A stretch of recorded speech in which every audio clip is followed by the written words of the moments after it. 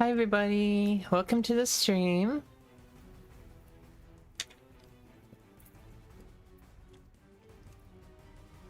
Alright, let's continue with refactoring our game effects system with the new standard visit function. So, one thing I want to address, and this was brought up yesterday and I kind of like thought about some more and thought, okay,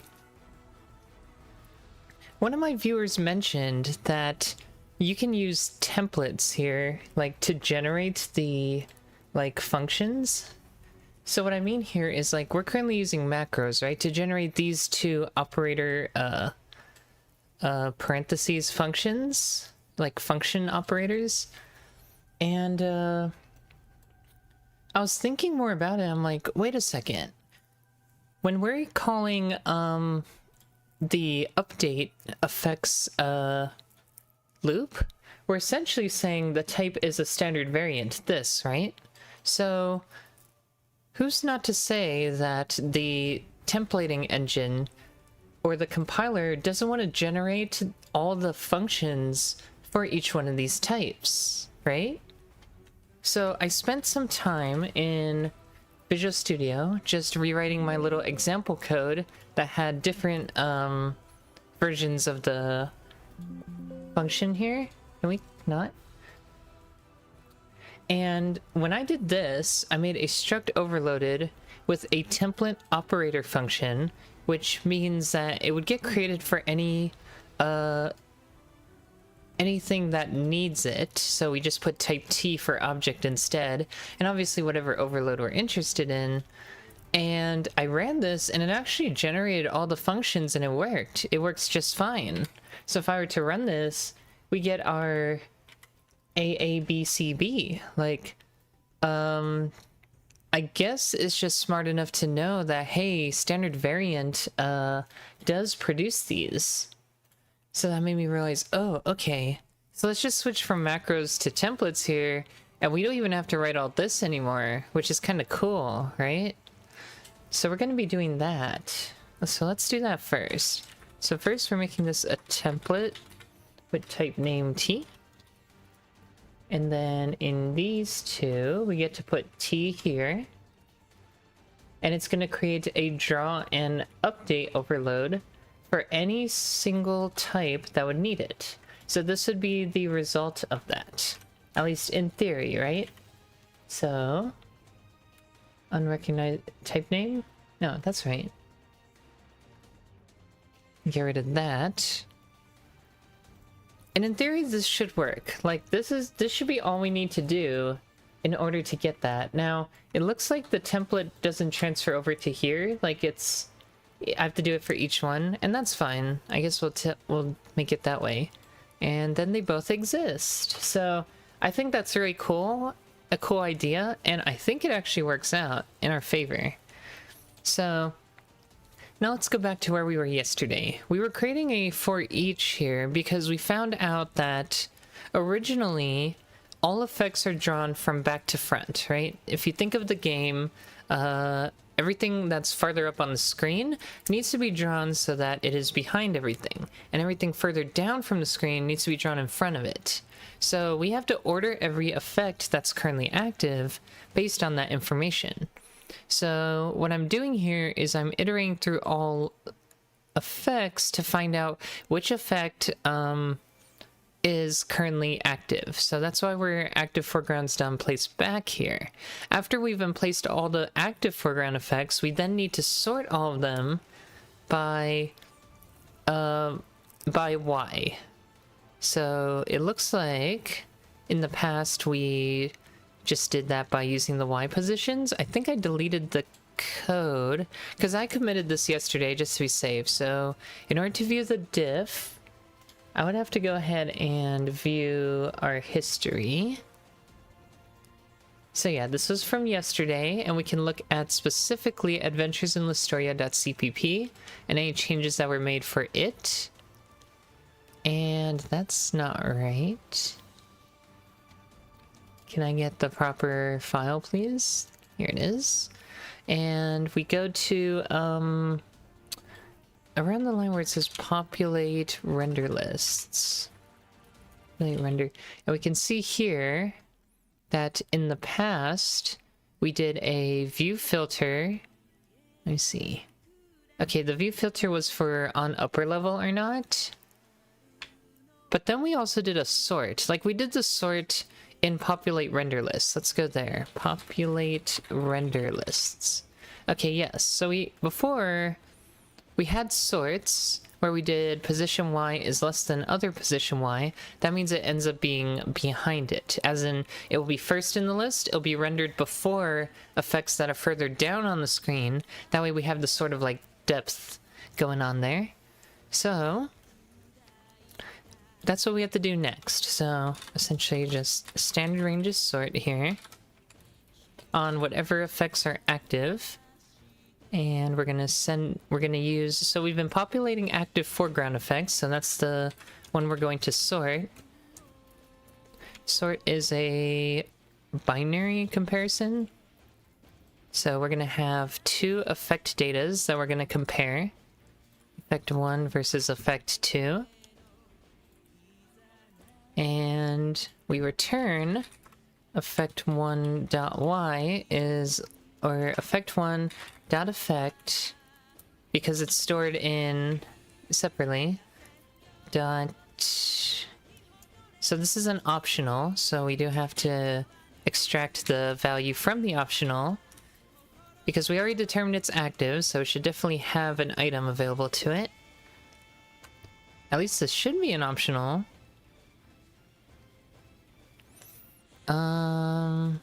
Am I thinking of the wrong thing here? I swear we made it an optional. Let's see. Oh, it's a, yeah, it's an optional, but we get an effect T, which is a variant. Hello, welcome. Welcome to the stream.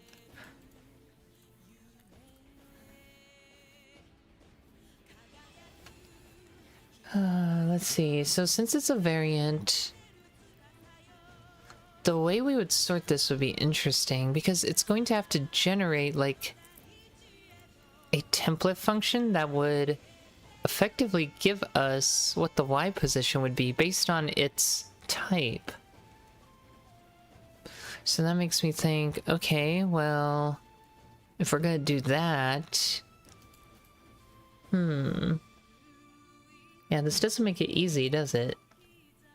Like, effectively, we have to put the effect in here, not the effect data. Oh, wait, we did. Okay, so active foreground effects is... This is the optional. Let's put in the actual value. But, like, to even get that far... It's a little confusing, because you would have to know... You would have to know the type. Like... How do we get away from this, like, type dependency here to get anything related to the function? It's interesting. We don't know what the type is here. Like, there's gotta be something we could do here that we can, like, connect together to say, hey, grab whatever this effect is and do its thing, right? Like... That should be the goal of the effect data, is it comes with something to automatically convert the effect type for us in some way. At least that's what I would like it to do. I'm just trying to think here. Okay, so what can we do for this? We could make another, like, standard visit function. I guess that would be okay-ish? Just trying to think, what else could we do here? We could also just try to template it out, because this is a variant, right? So it's like, can we generate the right thing here? Like, I'm trying to think, how would we go about this? Depending on what the effect T is, it determines what, like, let's say we're trying to get the Y position, right? Like, get pause or something. Say we wanted that information, but we wanted it accessible from here. In theory, right, we could make this a template function. and then the compiler figures out, hey, I'm going to use this type T to generate a function called getPause appropriate for every single type, right? And if we do that,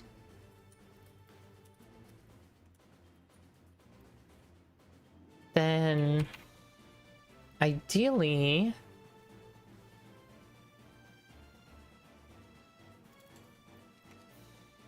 based on the type, like we can auto-deduce the type from the variant and get something that figures out what this type is and then does stuff with it from there. Like, that's what I'm trying to think right now. How do we go about generating that? It's like get pause of what? This? But this would be of type T, so the T would have to be like an effect of some sort.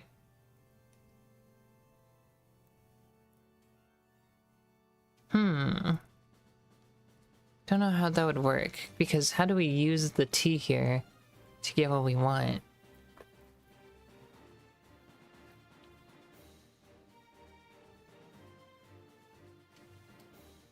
That's the confusing part right now. So is standard visit gonna be required again then? I guess it would have to be. So like, do we make another overload just for that? Then I was thinking, okay, well, if we're gonna make another overload for that, do we have to provide another, like...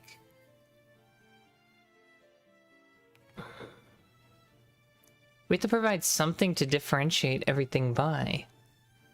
BitBaron says, yo, how did you learn CPP? Started with CPP till chapter 7, but so boring, so I don't know if I should really continue or start a project. Chapter 7, I guess, in whatever book you're using.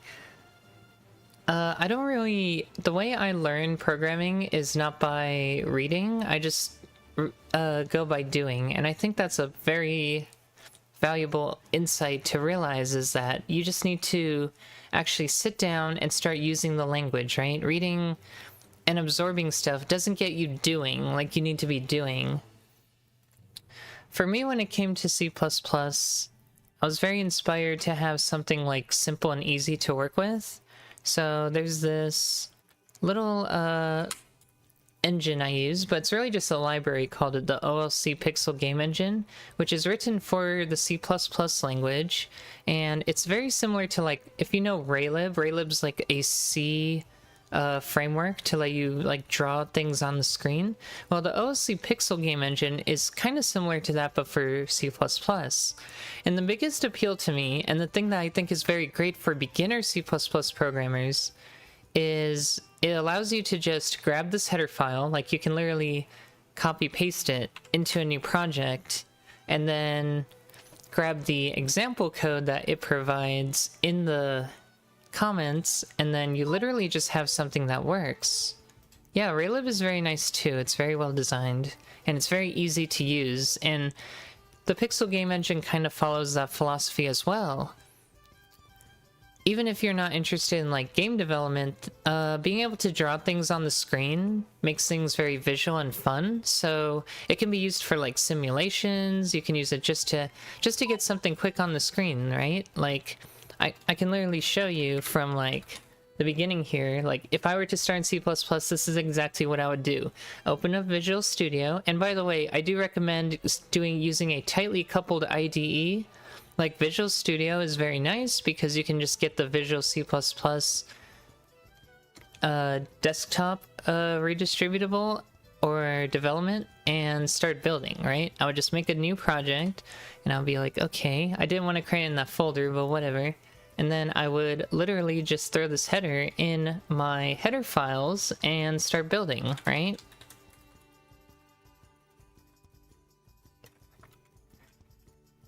Also, I will mention that the OLC Pixel Game Engine also has like an online version that you can just try code if you really wanted to.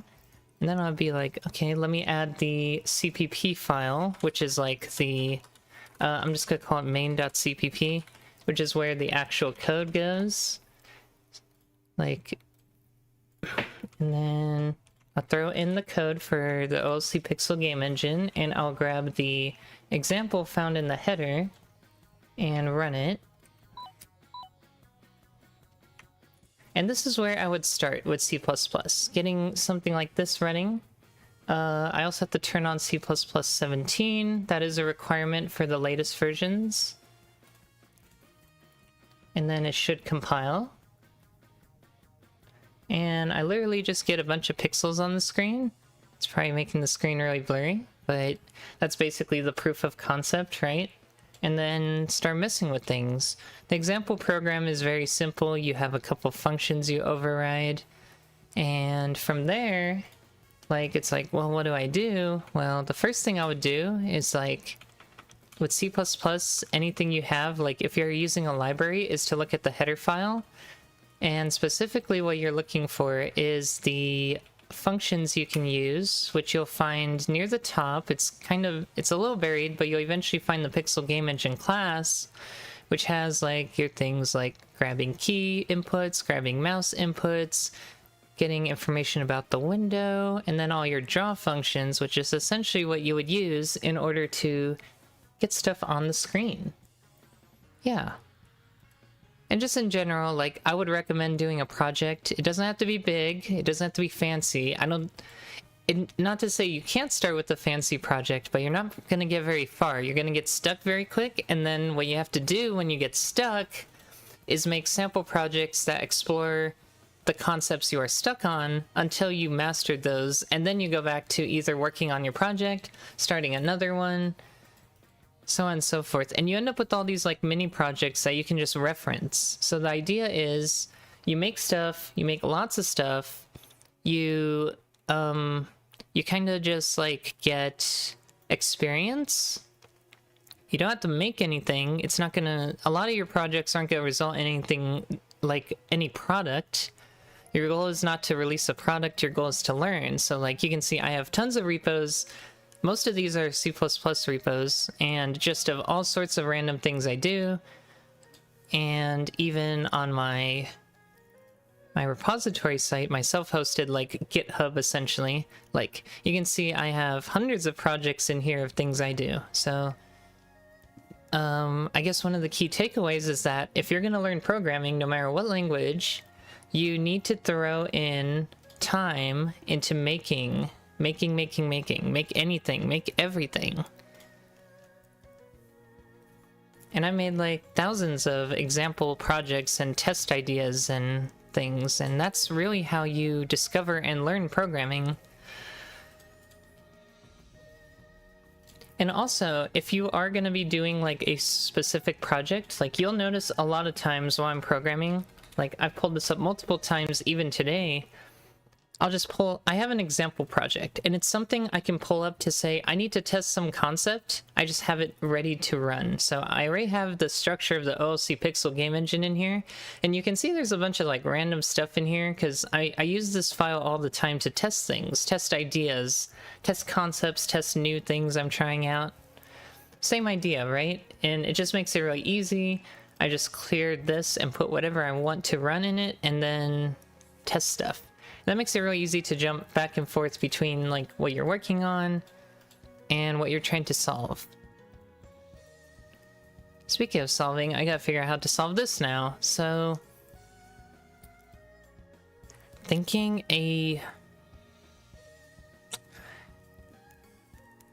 standard visit for this would be necessary, but, like, how is that gonna work? Because even if we standard visit on something here, we've got to, like, return the result, right? So I guess I never looked at that, but the standard visit function that we call should have a result in it, right? Like, when I wrote it, did I not handle the return value? I don't think I did. Oh, but it does say bool here. Okay, but what is that bool? I don't think it's the return value. I don't think it auto-deduced that this is the update function. That wouldn't make sense.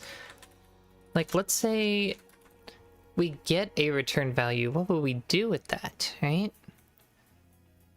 Or maybe it does deduce that. Let me see. So the return value is the result of the invoke operation. The return type is the type obtained from applying decal type to the result. So in this case, it figured out that this, okay, because this is the overload, so it figured out it matched this function, which means the return type is a bool. So standard visit will dynamically deduce what the return type should be. Okay, that's really good. So that's useful for us, because in our case where we're sorting right now, we need to return a boolean if we do a standard visit using this concept. But in order to figure out the overload for it, I'm going to need to provide something that indicates, hey, this is what we're looking for, right? So, I mean, I could make another struct that's just called, like, get pause overloads or something, which might work, but then at the same time, it's like, what else could I do here? This is interesting. We could, like... This gets very interesting, because we could do something like this, right? Let's say we wanted the get pause function of any given effect, because we know that exists. Like, I know that exists. If I were to throw a get in here for any effect, we should have, like... Oh, and this might be the way to go. This is another way to handle it, huh? We could just standard get as an effect. Can we do that to downgrade a class, though? I don't know. That would be interesting if we could. I didn't think about that. So, if we did that, every effect has a certain number of members. Like, that's just expected. And I think... Okay, well, pause is an actual member. I don't see get pause, so maybe that wasn't a thing, right?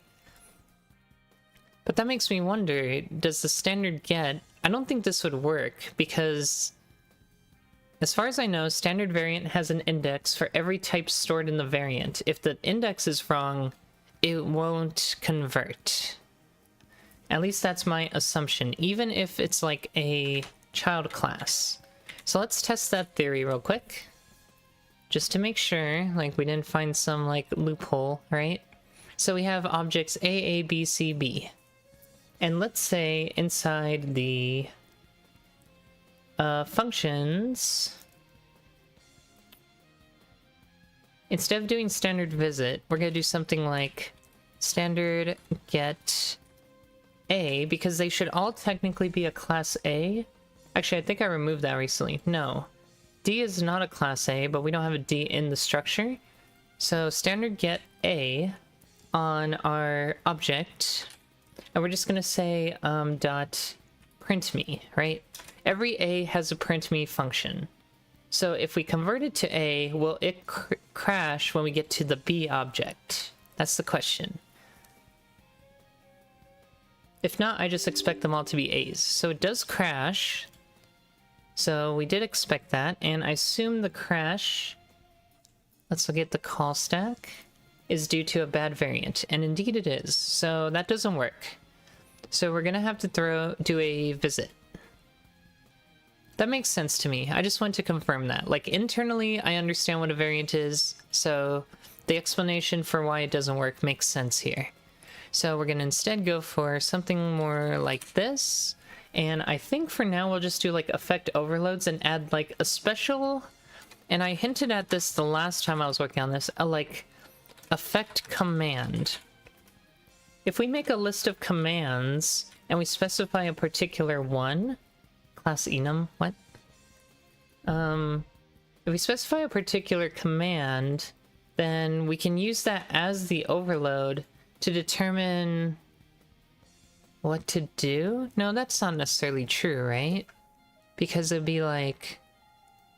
Oh, sorry, flipped these two. It'd be like, I'd be making a name specifically to define a different overload type for this. I feel like that's a little convoluted. Like, I either make a bunch of structs relating to different functions, or I put all the functions in one place, but then the overloads have to be accept different things. Or I could make it on the fly. Okay, now there's an idea. Why not just make it on the fly, right? I like that idea. Okay, for something simple like this, I think it's better to just make the struct inside of here. So we're gonna make a new struct. I don't think it matters what it's called. Let's just call it like...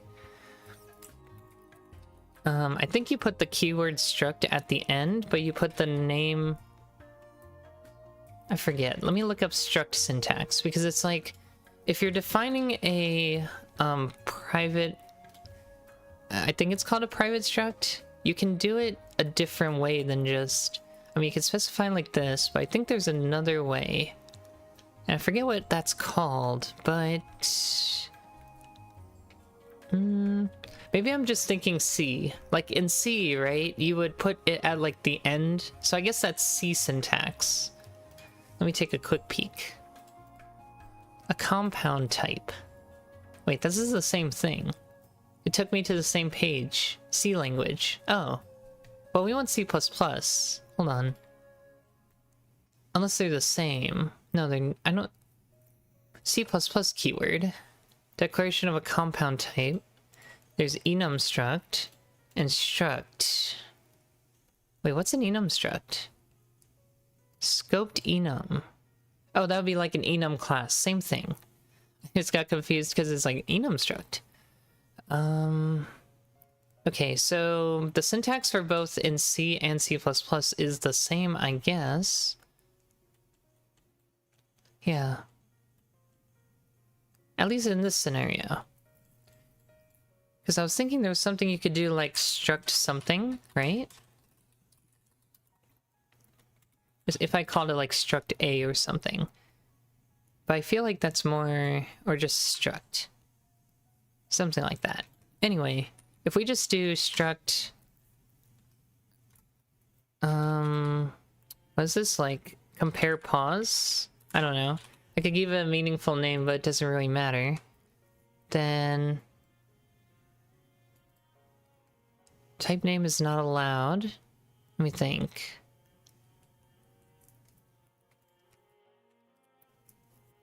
Could I just write that? Does that work? It doesn't know what that is though, right? You have to like define it. So I would probably just put it in here. It'd be like a struct compare pause. I feel like there's a way to do this all inline though. Maybe I put it afterward. It'd be like this maybe.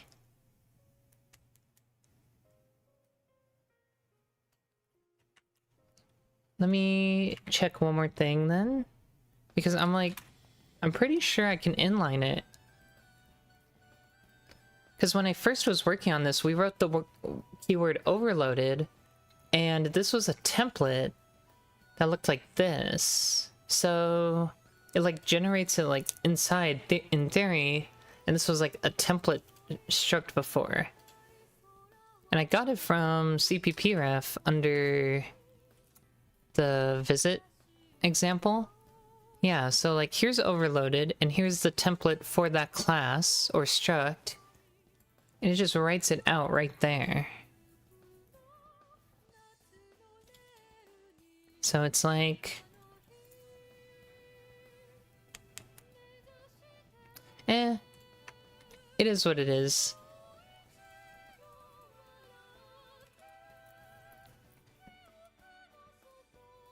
I feel like there might be, like, I could probably end up putting a macro or something that might make something like this more sane to write instead of having to write something like that every time.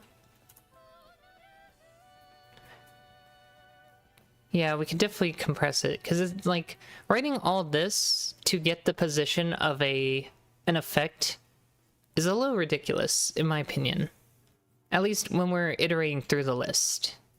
Like, to get anything out of it. So, to me, that is quite excessive, right?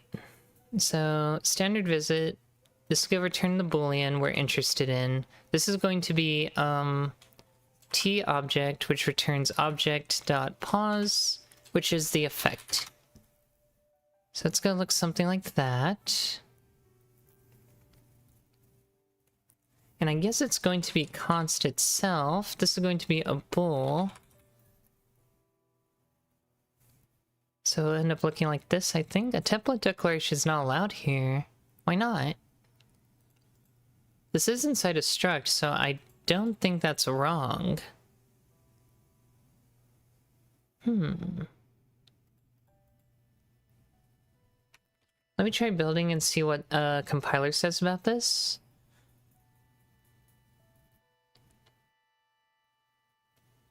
But it would effectively being this versus this, right? It'd be one is less than the other. Well, I guess we're comparing the y's. Wait a second. Oh, that's interesting. Yeah, we're comparing the y's. So this would actually return a vf2d from .pos, like that. And then this would be the comparison between effect 1 and effect 2. I assume this has precedence over this, by the way. I've just been writing it like that.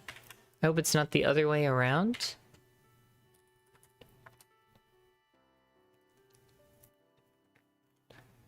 But yeah, brainstorming like an idea for a macro where we can say, okay, if we have a certain member or member function to call, we can just write that as like the argument to a macro, and it generates all this boilerplate for us, so we don't have to write that every time. That might be the way to go. But yeah, inside of my example, let's say we have something like this. This is just easier to do stuff in because the compiler's not freaking out. So I can just focus on this.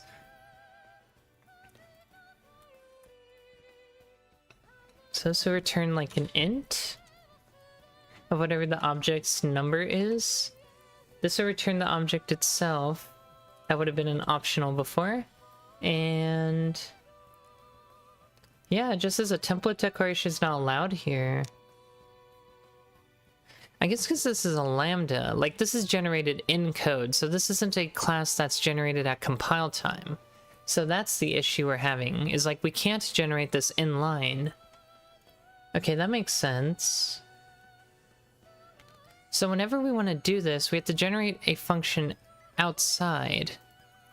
That gets me thinking, if we need to do this, like, that's going to change effectively how we handle, like, the effect type as a whole. So let's look at effect types.h. Let's say we wanted to implement a get pause here. Would it now make more sense to make a something like this, where we have it kind of would be, right? Like, let's say we had the a compare pause struct, I guess, if we want to call it that, right? And we provide that here and say, okay, this is going to return object of pause. That's it's only a job. So if we have the struct inside here where it's relevant to like an effect, I think that would make the most logical sense. And then you would create a type of effect compare pause here. I'm just trying to think how I would lay out this code, right? So that's the idea. And that would work. It's a little insane, but like, this would be the struct used for returning a position. So would I call this like... This is where I get confused, because normally this would be like a function, right? It'd be like, is this now going to be a struct called get pause? Like, that's fascinating, right? I like that. That's very fascinating. That's what it reduces down to, and that will compile. But can we reduce it even further? Like, let's say all I want to write is like, in the most ideal scenario, I think it would be something like effect get pause, right? Provide the effect itself versus another one, right? Like, write it as if it were a member itself. I think that would be the most ideal situation, or another way would be like effect get. Maybe like effect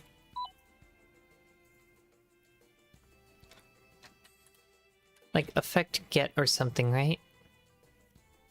And provide like something, because the common thing that's going to happen here is whatever is here is going to change. So if that turns into like a macro or something and you provide that item, then I think that's more or less what we're interested in. Looking at you makes me want to learn how to code too. It seems the stereotype that many trans people are into coding is actually true. Oh. Well, yeah, if you like making computers do stuff on your whim, or you like solving like logical puzzles, well, programming is kind of all about that.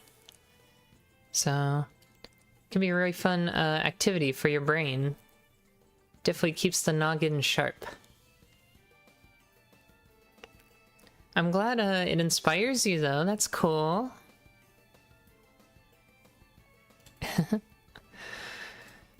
Alright. But like, are there any problems to this? So basically, I'll be writing a macro to generate... No, because you can't do that, right? You can't like create template items on the fly. So that wouldn't work. Okay, so that option is out of the bag. So I think this is our next best bet, is something like this. I would even go a step further and say this should be a function and the standard visit should be abstracted away. I like that more. So struct get pause instead will be get pause, and get pause itself will have all the visit stuff inside of it. Given now I have to tie like a struct to this idea.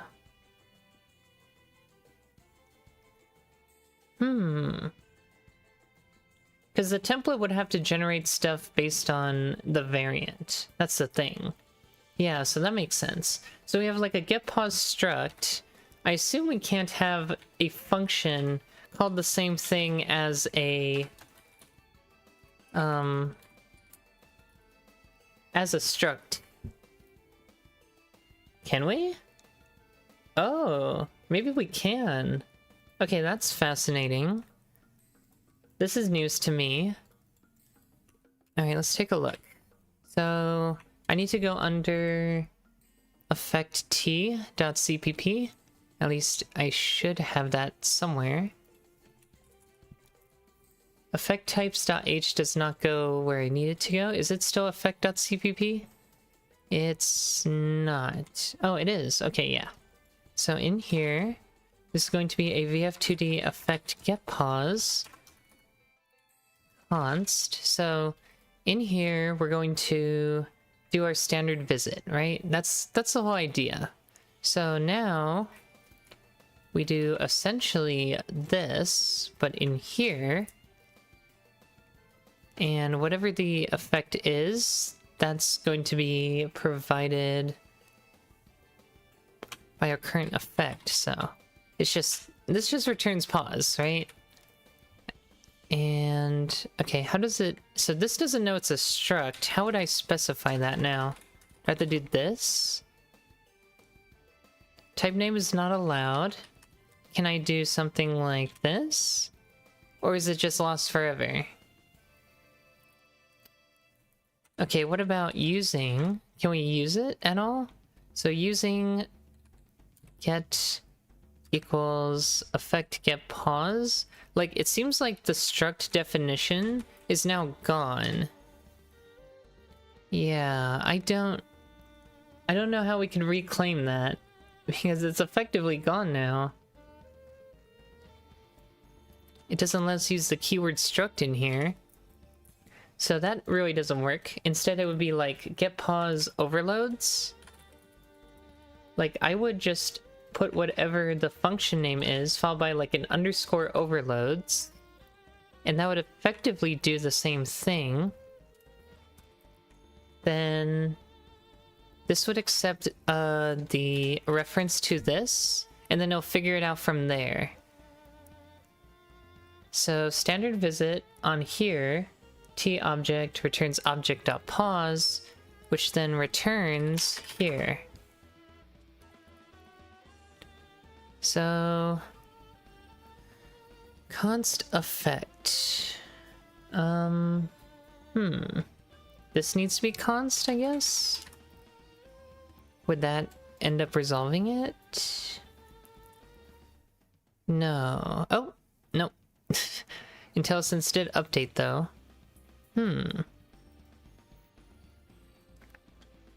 Well, even if we take away the constness, let's see what happens. It's like, why doesn't... Oh, I did that wrong. Why doesn't this deduce? I must be thinking this incorrectly. So go through overloads using whatever the effect was.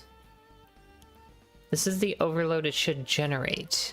But how does it know what it generates?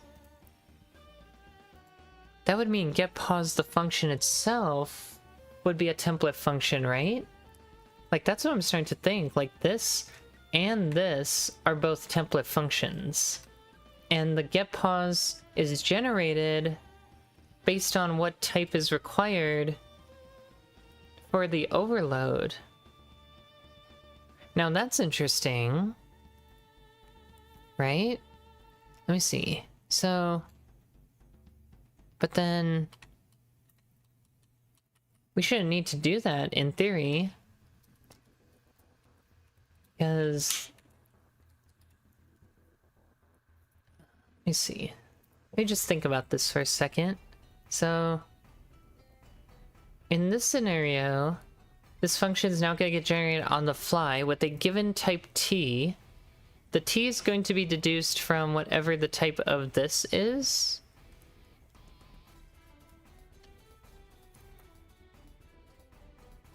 I don't know if we know that, though. It would be like, how does it know? Would I put, like, t is something? Like, I could specify it as, like, the...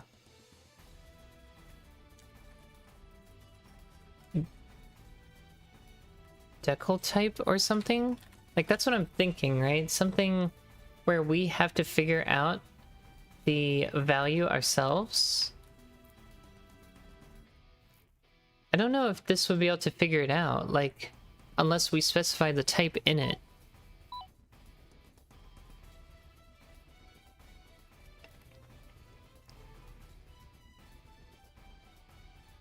T is like int in this case? Yes, but...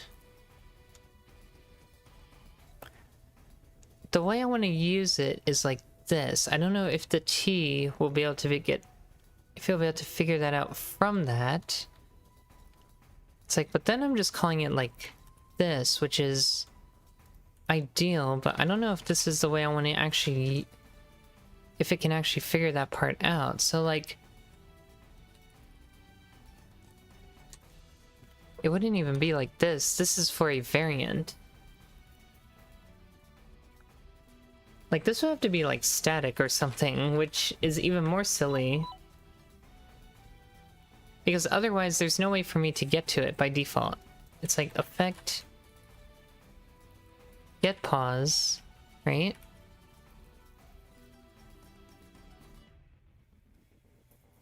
That's what I'm starting to think, and then this would be, the effect we're interested in. Which then gets passed into here, like so.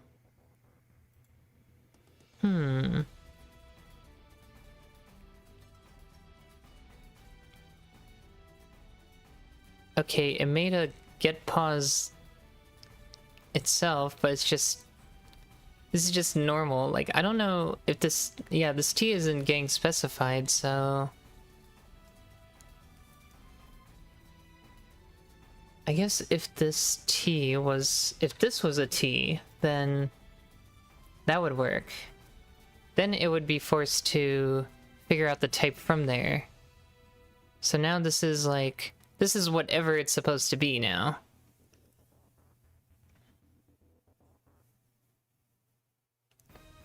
Yes. Template. I do know how a template works. Thank you. But trying to make it work for our situation is a little more tricky. At least.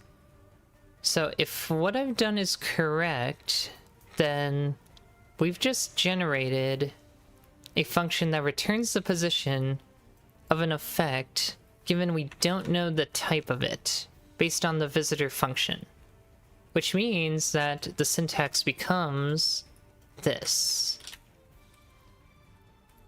In theory, because the return type of the visit function is a VF2D, so we've essentially made it so we can, at least if we provide this kind of boilerplate, we end up with a function that returns the position of any given type in a variant of that we specify.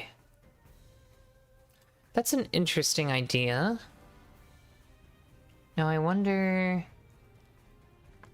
That's the theory anyway. I don't even know if this compiles, so let's actually check that first. But that's interesting. And then I want to see if I could take a step further and we can like get all these like get pause keywords or something and substitute them and turn this like 7-line boilerplate into like a macro.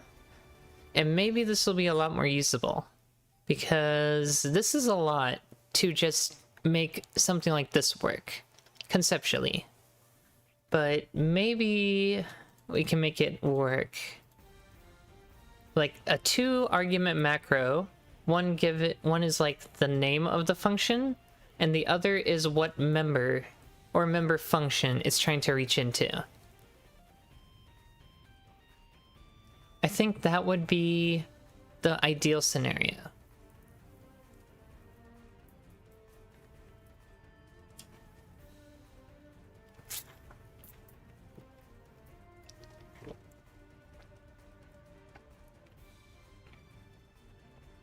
But that is a lot more template generation than I was originally expecting. But it's this idea that we can probably like make everything more generic, and we don't have to worry about... Well, it's because we have a variant for every effect now, so it's like now we're committed to using everything as a variant, which means we need to auto-deduce what we're trying to call every time. So this is at line 1060, which is starting here. So it actually accepted this, at least so far. I don't want to proceed further unless I know this actually works. So I'm actually going to take one step back to our example, and I want to build something similar just to see if, just to prove the concept works, right? We're going to have like an example class. I'm just going to call it an effect class. The effect class is going to contain a VF2D called the position, and we can just make a couple of these for fun and put them in a variant structure that holds effect. We can have a couple of example effects that are derived from an effect just to test. So effect A and effect B, both derived from effect. Maybe they do something special, but for now we're just using them as different types that actually refer to an effect type. And so knowing they're different types, we don't actually know what the type is, but we're putting them all into a variant so that no matter which one we use, they're all there. And then now that we have those, let me make a set of objects that actually work here. And I'll just change that to a normal effect. They don't have a default constructor. Let me just initialize these with different values. Like one can be 0, 0, one can be 1, 1, one could be like 2, 2, right? They can all be different values. That way we can just differentiate between all of them. They all need to have, I think, VF2D specified. Either that or the default constructor is deleted. Somehow. Cannot convert from VF2D to effect. What about effect itself? Okay, well... Let me just make a constructor, I guess? I feel like because it's a struct, it should have like a default constructor. But maybe it doesn't work for a variant. So a default constructor for effect would look like this. Setting pause to pause, and just providing that as an argument.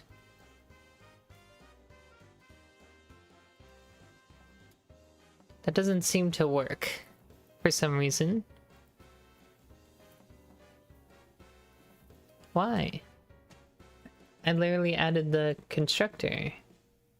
Unless I'm tripping. I don't know why it's actually doing that right now. But like, even without this, it should default to creating a VF2D.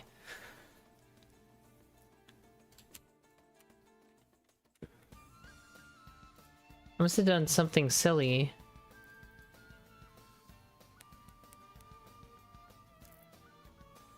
We just try creating one outside of here?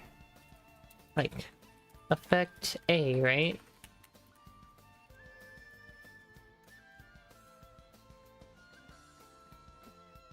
Oops.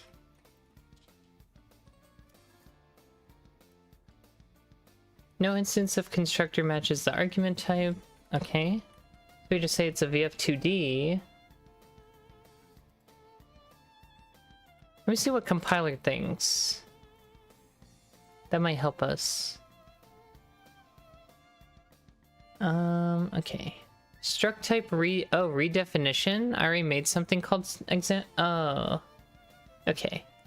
I had something way up here for testing. Oops.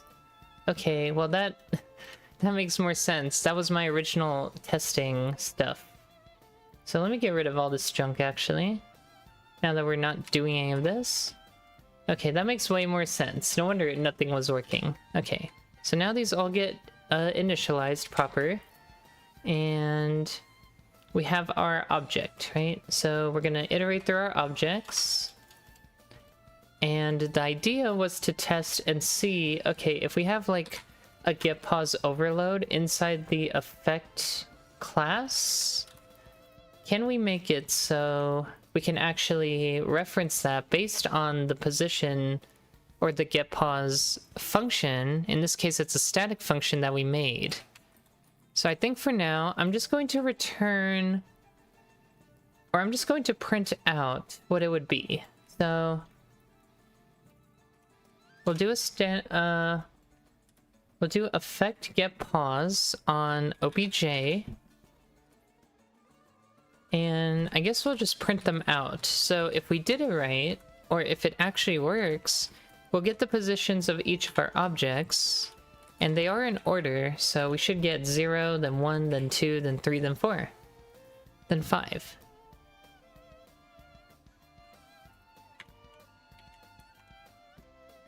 Zero, 1, 2, 3, 4. Wow, I'm kind of surprised that works. Okay. Okay, good. So we have a way to define a variant type with multiple different types and have it generate code that works globally across the entire type. Okay, that's very useful. So the next step would be to make a macro that kind of condenses this a little bit. So like, I would call it like create variant, and it would be something like this. Get pause would be like the function name, right? And then the member name itself would be pause. So then we'd be able to write everything we wrote there inside the macro. So it looks something like this. That's what I'm thinking right now. So let me just add new lines. So it would look like this. So then this all would condense to create variant get pause, followed by pause. Instead of whatever I put here originally, which was the... So this would be like function, and this would be member var function name.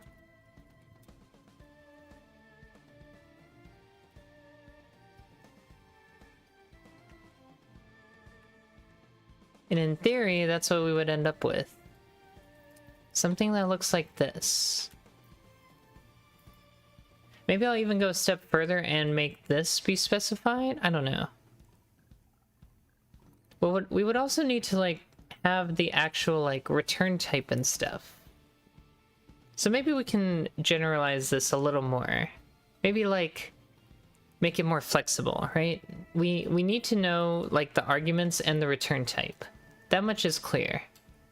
So maybe it's gonna look something more like function, or function declaration, I guess, is what we're looking for. Which would then look something like this. And then this would be like the return function, which would be all of this. I feel like at the very least, doing something like this would make it a little easier to work with.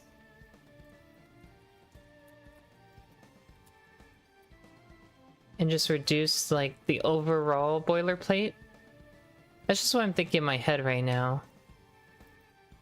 And this would be just this part. Maybe not even the static, just the... this right here. Yeah.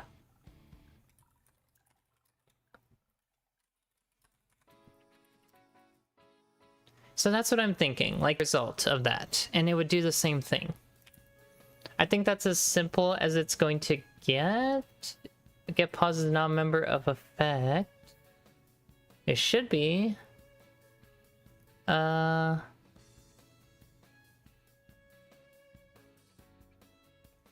me see what this looks like. Oh. That's not right. Hold on. So I guess this would become... So how do I determine this now? So this is interesting. It'd have to be like the actual... Well, this would be called func name. This would be called get pause. But I guess get pause itself can be here. That's what I'm thinking right now. Like, the fact I have to declare it or specify it twice is kind of dumb right now. Member var. This would be just pause. Okay. So that's what I'm thinking. Maybe there's a way I can reduce this and this. Like, I could separate the function I'm interested in by return type and arguments, right? Return type and args. That way I can reuse the name, but that specified the name, so it'd be like... It's like I'm dividing it up like this, which is kind of silly, right?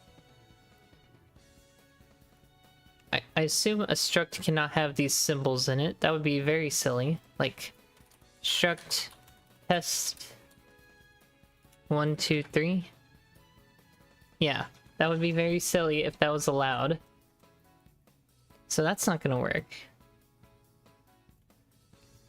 I think I like this better and just being a little redundant about it. I think that's okay. That's not terrible.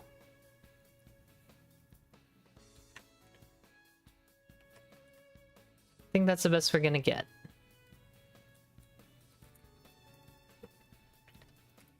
So I like this. This makes it so if I write a new, like, function, at least it's a little less boilerplate, and I get the ability to grab basically any like function I need in regards to this like generic type. Oops, that's not what I wanted. This is what I wanted. So we're gonna have a macro here called create variant.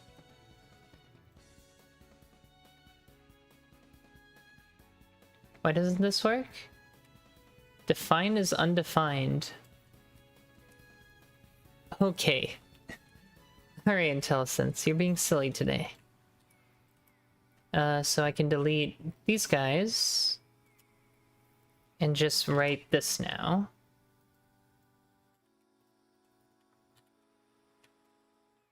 It can be condensed to one line. I don't mind that. I like that. That's not too bad. And then it exists here. I can live with that. I could definitely live with that. If we need to create other things that effects need to grab, this is the way to go. Going forward. I could definitely live with that.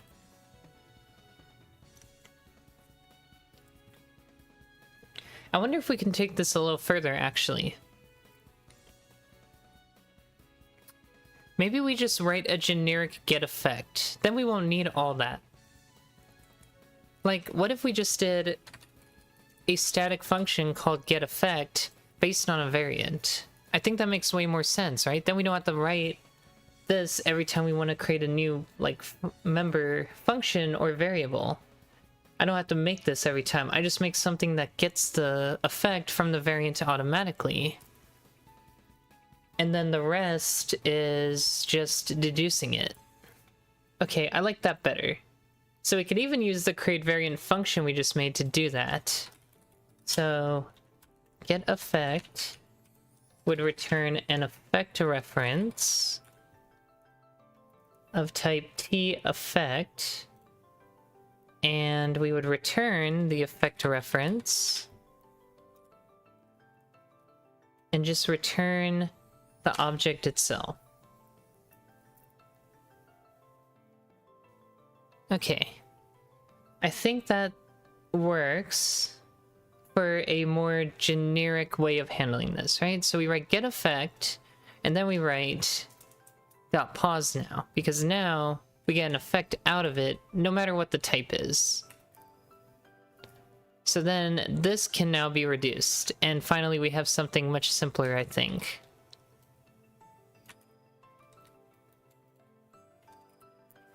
Okay, this is a lot better. This is, I think, the final version of it. Minus maybe a macro. Maybe we'll throw in a macro. We'll call it like...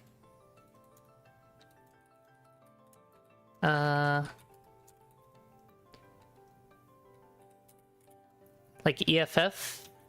I think that's nice. This would be the variant.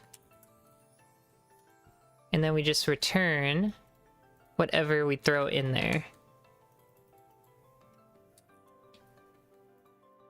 So it's going to be effect, get effect, EFF.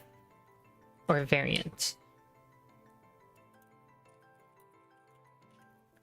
Cool. I think that's all we have to do. So then we can just reduce this part as well.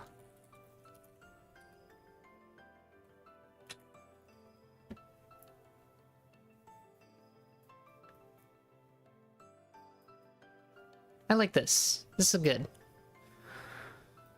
Okay.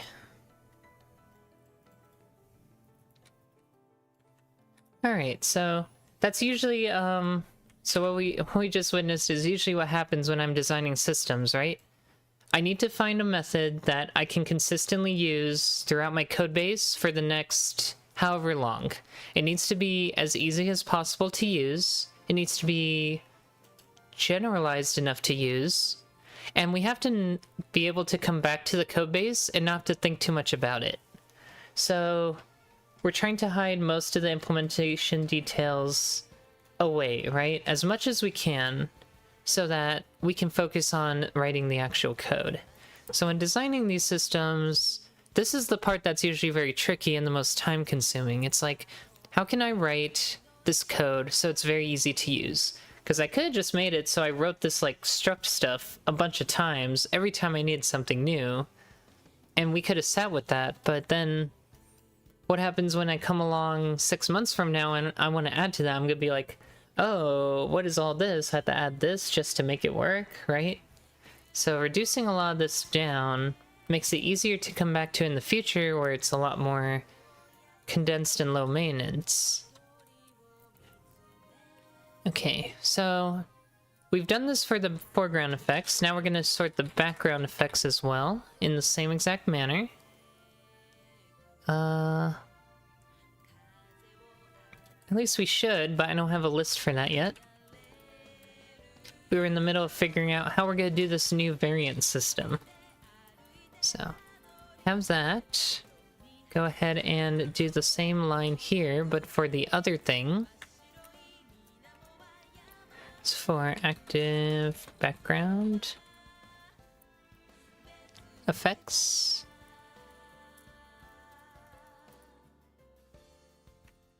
That background effect list.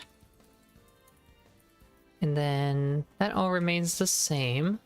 So then in here, we sort all the active background effects in the same manner. Now they're all sorted, we have to split them by upper and lower between each category. So that's what this next part's for, which I can just substitute with these and with these. So interestingly enough, I do 2 passes of this. It's not like it matters that much, because I'm pretty sure compiler could optimize. But what if we did it in 1 pass? As in, like, just loop through each, throw them into one or the other, right? Like, that's what I'm thinking. Instead of filtering, what would we be doing instead? It'd be more like... It turned into more of a, like, for each or something. Which I guess is fine. Yeah, it's like, why not just sort them into one or the other right away? I think I like that more. Just in the sense of it reduces the lines and makes it so I don't have... I still have 4 lists total, but now I'm not doing like 4 individual filters, which I just don't like how this is laid out. So I think what we're gonna do instead, iterate through each one, plus I have to redo the lambda anyway, and it's now gonna be const effect data going into here. And let's see, so this is where this comes in handy now, because we can just say effect, right? Effect. Wait, do these know if they're foreground or background or upper? Yeah, they do. It's either on upper level or on lower level. So this is going to be effect, and we just say if effect on upper level. IntelliSense is desperately trying to catch up. Pretty much beat it to it at this point. I can't really rely on it anymore. Then return one or the other. So if on upper level, we put it in the active or foreground effects upper list. So this should be... Oh, this is a filter view right now. That's interesting.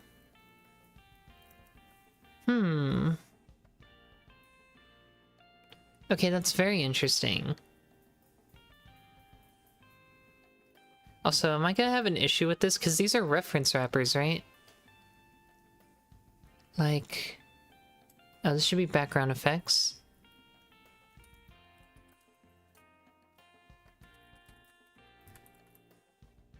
If they're reference wrappers, then in here, these are going to be reference wrappers. Because we're on the active.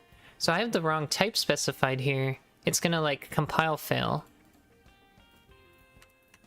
So just another step in the process, these would be .get on the a reference wrapper around the effect data. So it'd be f1.get.effect, and I think these go last, so we don't need parentheses around these. At least that's how I see it right now.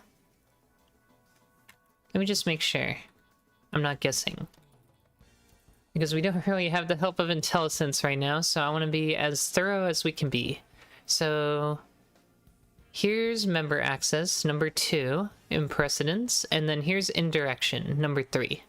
So indirection is lower priority than member access. So that should work. So those are fine.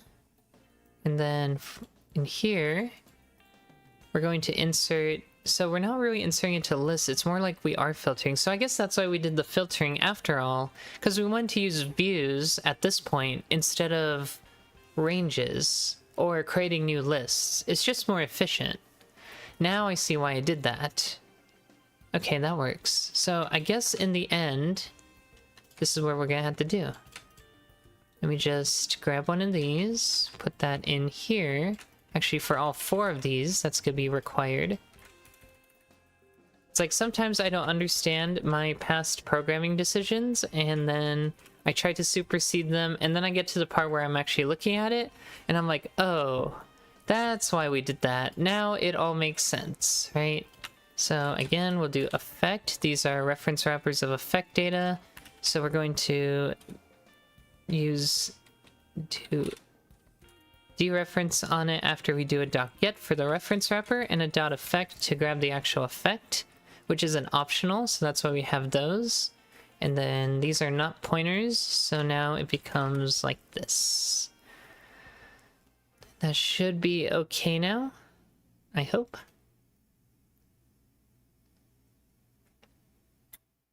Yes. Like I said, IntelliSense takes a very long time. So we're finally good on this. All this code has been converted successfully to the new effect data types. So now we're gonna go down here and look at what else we have to fix or change. So this used to be an effect, it's now an effect data. So we have to grab that. Oh, this is also an iterator. That's interesting.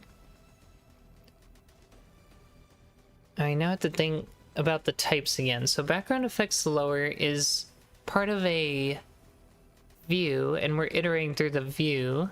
So this is to get the value itself. Then what was this for? I don't actually know what this one was for. But we know it's a reference wrapper, so either way we're gonna have to do .get, I'm pretty sure, to get the actual value. So that returns the const ref, and then we're actually trying to call the draw function of a given effect. So we're gonna have to do EFF on it. It's going to be E or asterisk E dot effect. And I've noticed we're starting to do this a lot, so maybe it's time to make something that actually handles that. Like, is this gonna be the way we use it most of the time, is as a data, effect data? I guess so, because I'm looking at the types, right? We essentially made the effect data class to be passed around to handle data. So I think it makes sense that this isn't converting a variant, but the optional holding the variant. That way we can just reduce the syntax a little bit. So then it would just be like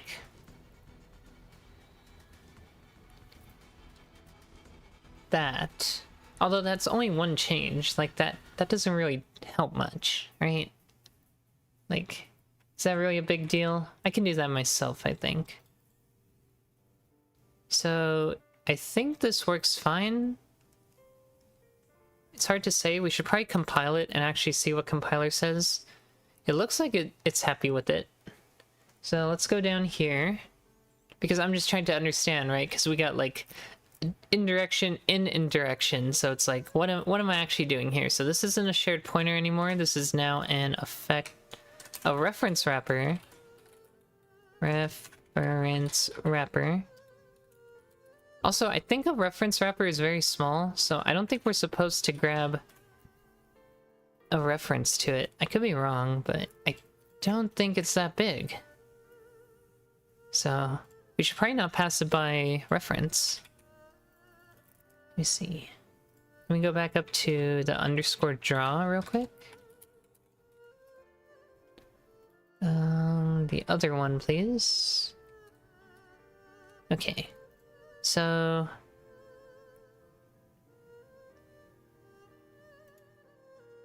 the auto won't tell me what it is, will it? Dang it. Also, I forgot I'm in the middle of compiling, so that's taking most of the CPU anyway. But yeah, I don't think a reference wrapper is that big, and I don't even think we should really pass it by. I wonder if... So one thing I like about Learn CPP is it does tell you a lot of like, you should do this, you shouldn't do this. So maybe we can check one thing real quick. I don't know if I'm going to be able to find this here. Arrays of references via standard reference wrapper. Let's see if there's any... Standard reference wrapper is a standard library class template that lives in the functional header. There are a few things worth noting. Operator equals will reseat a reference wrapper. That's the nice thing about it. Implicitly converts T. Get method can be used to get a T.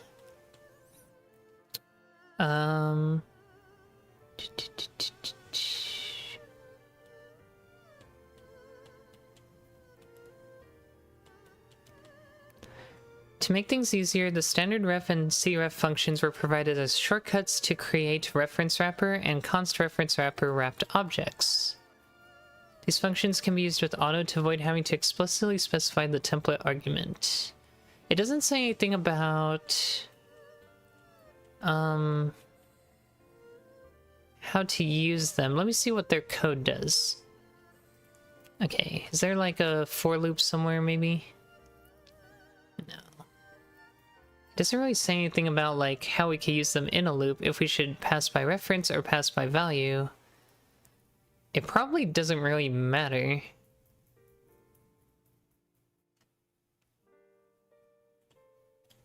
But let me see, let's think about what the type is and see what it says about the type size.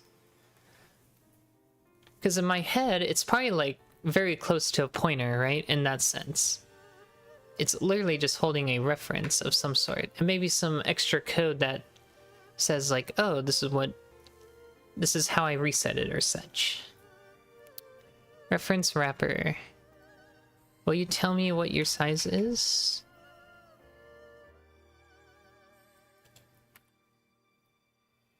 Hmm, 8 bytes. So 8 bytes is very small. Passing it by reference wouldn't really make sense. Yeah, it's literally just a pointer, so we don't have to pass by reference really. That's not great. So let's not do that. Well, here we're not passing by reference, but here we definitely would be.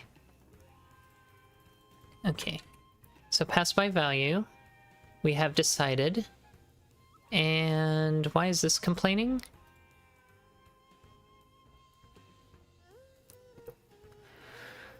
No defined conversion from... Oh, it's effect data, not effect. Okay, yes, that would make sense. Then we do effect on e.get.effect.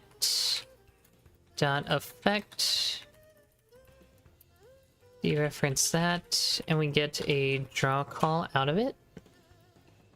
So that's what that's gonna look like. I'll just hope that's correct, because I think IntelliSense will take a while to catch up to that. Similar for foreground effects lower.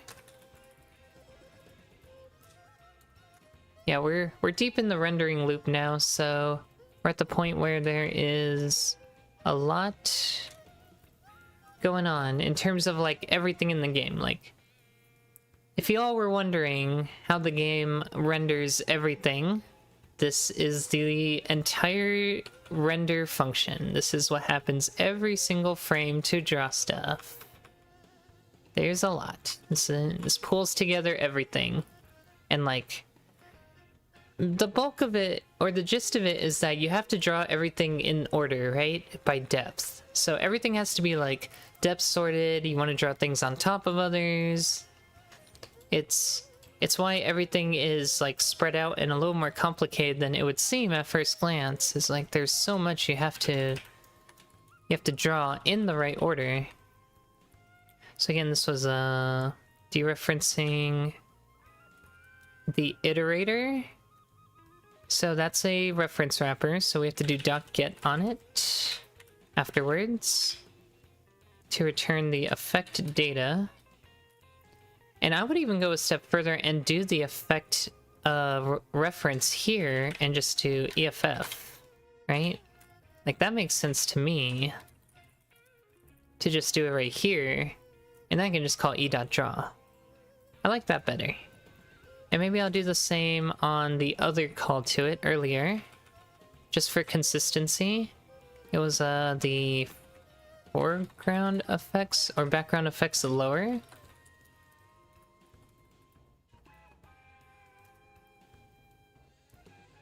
Yeah, so we did that here, but we're gonna convert it to essentially this, because that makes more sense. So I like that more, and then this can be a little simpler to look at. Okay, and we're gonna have to do this 2 more times, so I think I'm gonna bring this with me, because I know we're gonna see it again. So let's keep going. So now we're here. We've got this as a reference wrapper to a effect data class. We're not going to pass by reference. And in here we do convert to effect .get .effect, convert the optional and call draw. And then right here do the same thing, but with background effects lower, or foreground effects upper.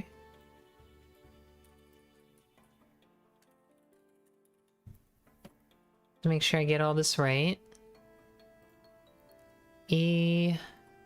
Okay.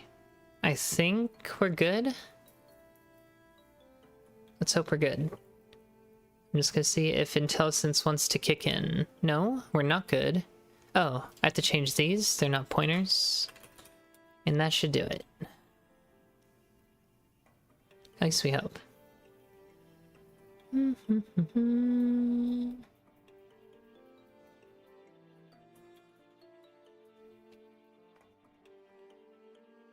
Okay, well, let's call a rebuild, and then we'll see what's next. So there's a couple more things we have to do on top of all this.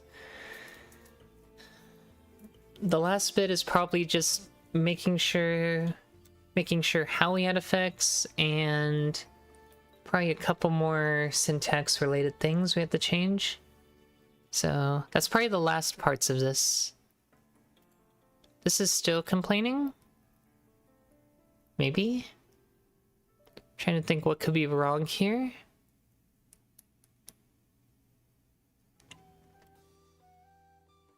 I don't quite see anything, so I'm not...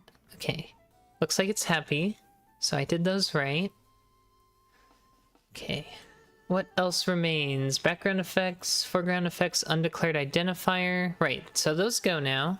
If we want to use these functions, we need to change all this. This is now an array reference to standard.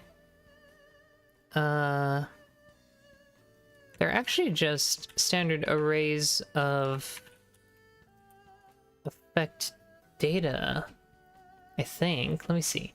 Yes, they're arrays of effect data, comma 1000. Effectively, this is just a different version of this, so maybe I should just reference these instead. Or move the functions into here, into there. The effect manager. I made these public on purpose. I guess that's what we want to do instead. So maybe I'll get rid of these functions and replace anything that used them before, because that makes more sense. Okay. What else do we have? Less than or equal to no conversion from float to float. So this is in relation to the lifetimes. Okay, so there's gonna be a lot of this. The lifetime, at least from an effect data standpoint, is now a pointer. So if we ever want to grab the value, we're gonna have to do something like this instead now. Unfortunately, the way I did this, I didn't have like a get lifetime function, so that's on me. I didn't do that. So everywhere that uses the lifetime member, we essentially have to replace with that now. Oh, and it's looking for lifetime for this member, not just in general. So that's what all these errors are pertaining to. Maybe that's a good chance to actually replace it appropriately, but we'll see. Cannot convert from initializer list to effect data. Line 365. Initializer list to effect data. Okay, so what is this about? This has to be a pointer now, so is the constructor accepting a value and then converting it? Okay. So the constructor is accepting, yes, a reference value and then converting it to a pointer, presumably. At least that's what it should be doing. So yes, lifetime gets set to the address of lifetime. I guess it's time to look at the actual template conversion and see what it did. So no overloaded function exists for this. Can convert all the argument types. But again, if I'm doing it this way, wouldn't I just do effect.lifetime here? And then set the lifetime in the effect itself? Does that make sense? That should make sense, right? In theory, although this is a variant, I think that's why. No, it's a normal effect. Okay, never mind. That makes more sense to me. Well, okay, we gotta be... yeah. We have to make sure it's referencing the effect parameter, not the effect member. Because, for those that didn't know, this would be potentially bad code. You don't want to do this. Assuming this was like an actual normal type, but like, it's an optional variant, whatever, so it's a little... But, like, assuming this compiled, you don't want to do that, because you have to make sure the initialization order is correct. There was a, there was an instance one time where I naively assumed that the order I specified these in would set the member variables in that order, but that's not the case. And you learn that pretty quickly if you try to use that. They're in the order defined in your struct, so it would assign effect ID, followed by effect, followed by lifetime. In this case, I did in the right order. But if I were to change this order, it doesn't change the order of initialization, which can lead to bugs if you're making these assumptions without realizing what is happening. So just something to watch out for. And things that have caused problems for me in the past. The only guarantee is that they're assigned in the order they are defined in your struct or class.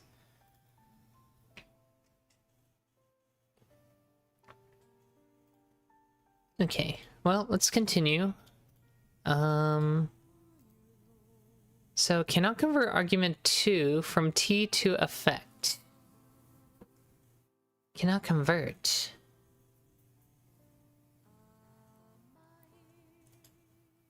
And this is from line...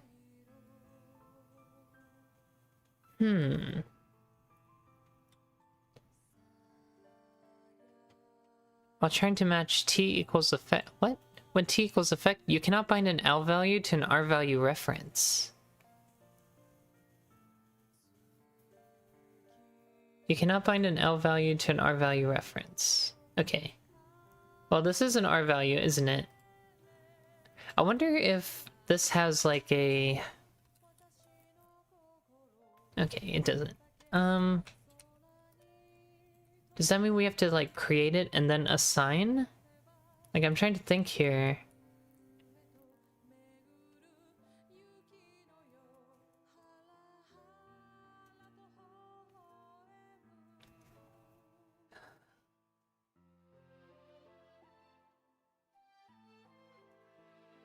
From T to affect R value. With T being effect.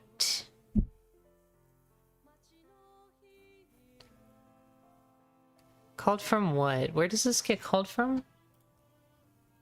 Oh, it just says 360. It's just a general thing? There must be like something that's actually making it do that. I'm like, where's the actual call to this? Because normally with templates, they'll say, oh, this line of code is making this call, right? So that's what I'm interested in. But, okay, so before... Actually, let me stop that compile real quick. Because I realized... where's my break key? I think it's that one. Yeah, so I realized... we don't actually need the lifetime here because we're going to assign it. So I can get rid of that argument and just use it like this. I think that makes more sense. And then here, effect data no longer requires this. And we just have to specify that in the constructor now. Declaration. So that should work better because that will actually use the effects lifetime specified here, which you're supposed to define when you create that effect in the first place.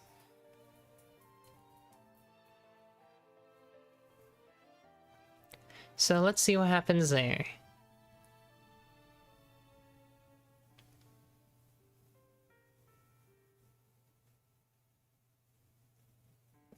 So I think we're getting closer and closer to the point where we're going to start seeing any errors related to actual templates now, which means everything at least on the normal code side is fine. So it's just satisfying the template engine now with whatever nonsense it has to deal with. But hopefully our implementation so far has been pretty, like, sound.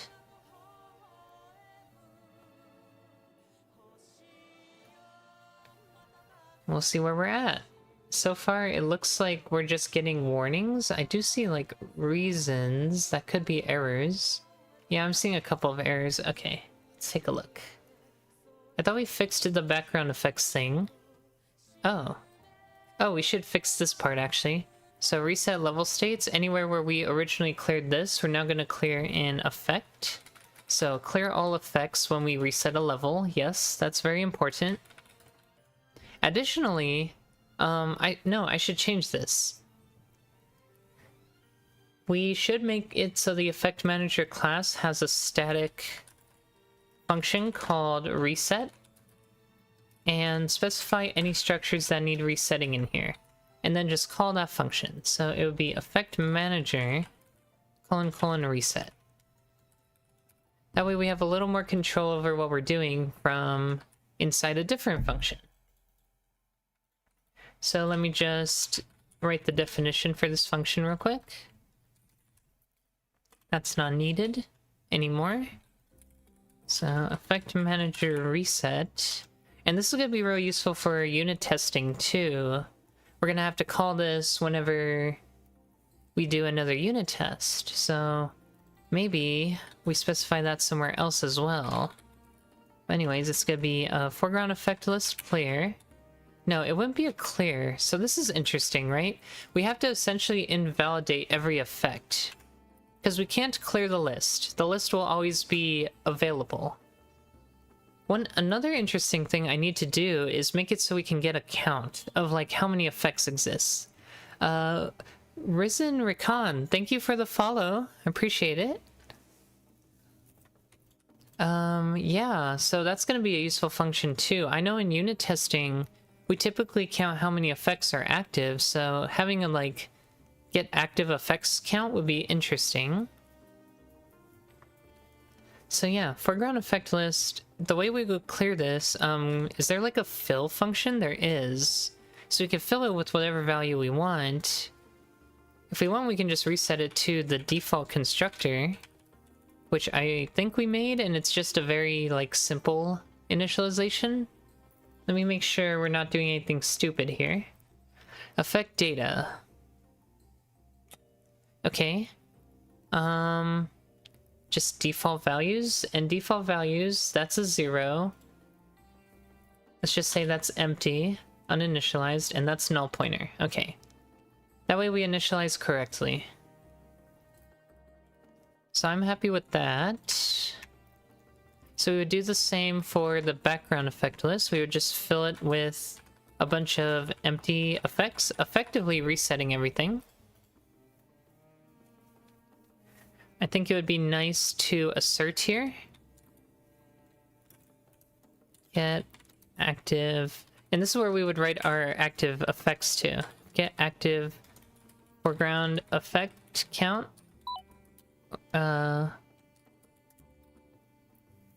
Is not equal to 0. We'll error because it should be equal to 0. What's the difference in using : and dot towards classes? I use to access functions in the class, but saw you using : So if you are using something statically defined, or you need to reference like an inner namespace, you use : So in here, I have a static function called reset. A static function means that it's not owned by any one instance of the effect manager. It's just owned globally. So I would use that here. But if I had like an effect manager with the variable manager, then I would reference a local function. Like for example, this just has a member called background effect list or something with the dot. And you would do the same for like a function. You can call static functions locally too, if you want. Like, that would result in the same thing, but it's a little more... It hides the fact it's a static function, so this is, like, the more correct way to make sure you know that's not, like, local.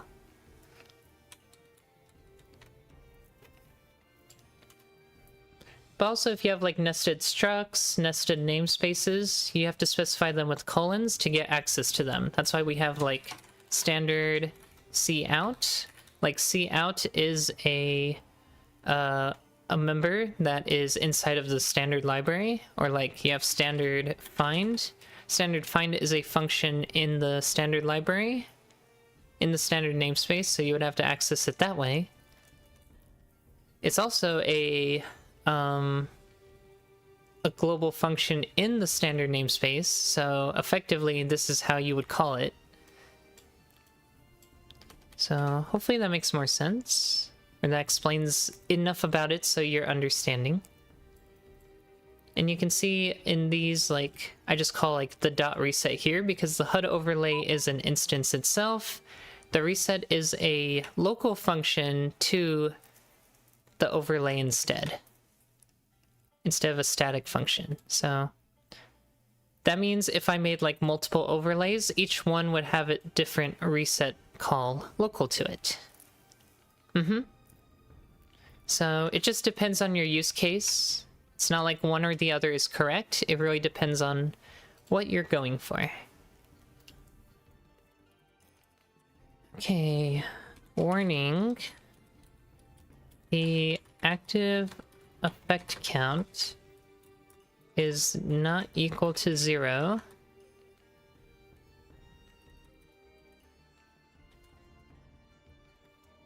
Reported as value something else. It should be cleared.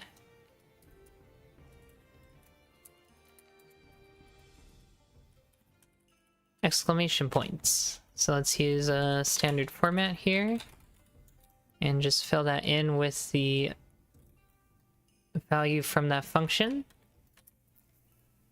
And we would do the same, but for background. So get active background effect count. I don't know if I need the word active. I think that's a little redundant and just takes up more space for no reason. So I'm actually gonna get rid of that and just have it like this. Okay. So obviously these aren't implemented yet, so we have to do that next. I'll go ahead and create them both now. Should be pretty simple functions to implement, and again we'll make them static because the effect manager is only going to have, well, the lists are static, so it's not like each manager owns a different list, so these are going to be static as well. These are going to return size t's. And let's go ahead and write those out now.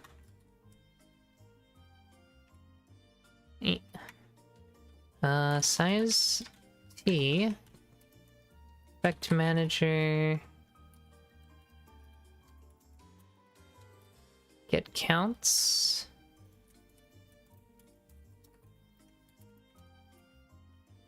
and just return. So to find out the active count, we can do it one of two ways. If we assume the only way to add an effect is through the add effect function, then we can keep track of the count internally that way. We just have to make sure nothing adds or changes the list on the fly. Which tells me that I really don't know if I want to make these publicly exposable. Like, the only way we should be adding effects to the list is via the add effect function. So I think if we make these private, let's just make public getters for these.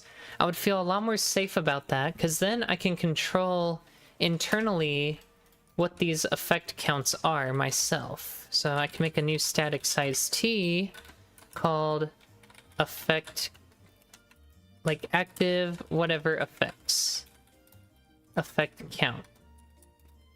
And then I can just return that, and I don't have to actually iterate through the list just to count it, because I feel like this function, at least the way I want to use it, is going to want to count every single time, and I don't want it to loop unnecessarily.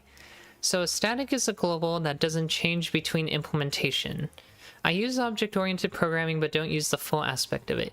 Yes, a static anything inside of a class means that it will just exist one time and one time only, and is not tied to any particular instance.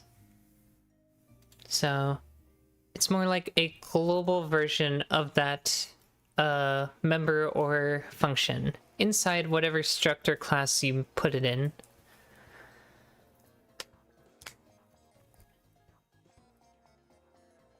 Okay. So we are going to keep track of these, which means we have to keep track of when they are added and deleted.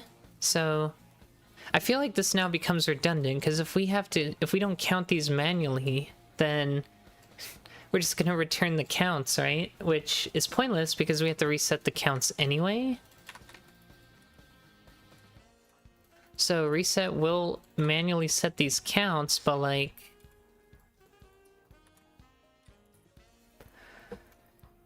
now we have to check these manually. Like, we have to actually make our a little like for loop and go through these. We could actually do a filter and just count that afterwards and see if there are any. And if there are, we just kind of, we actually error out at that point. So we'd say like for, and iterate through the list of, in this case they are effect data instances. So const effect data inside of these lists, which I need to grab from here. And we're going to filter them out using standard views filter, or we can just do like Yeah, filter's fine. Once it finds one... No, we just want to find one, actually. So it'll be, we need one of the whiles, like take while or take one of. I think there's a one of, I'm pretty sure. Standard views, CPP ref. For some things, it's usually recommended a setter and a getter, but some implementations I use a public variable. Yeah, it can really depend. When it comes to encapsulation, which is what that is normally pertaining to, you have to make the decision under the guise that, do I care what touches this and what doesn't touch this? Because that, like, protecting your classes, protecting your data from being touched unexpectedly is the most important thing. And if you, the programmer, allow yourself to let anything touch any data, that's why globals are dangerous, then you can cause lots of bugs unexpectedly. So it's good to try to encapsulate data to the minimum possible use case, right? Restrict as much as possible. So I just want take while. I think. Take while, drop while. I think I want take while. Let me see. So, take while says...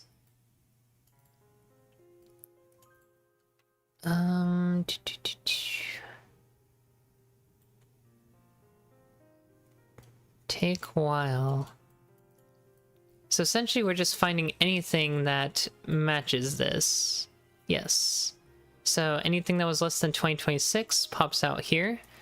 So the moment we find one, while drop while view consists of another view skipping initial subsequence of elements until the first element where the predicate returns false. Oh, maybe drop while view is what we want.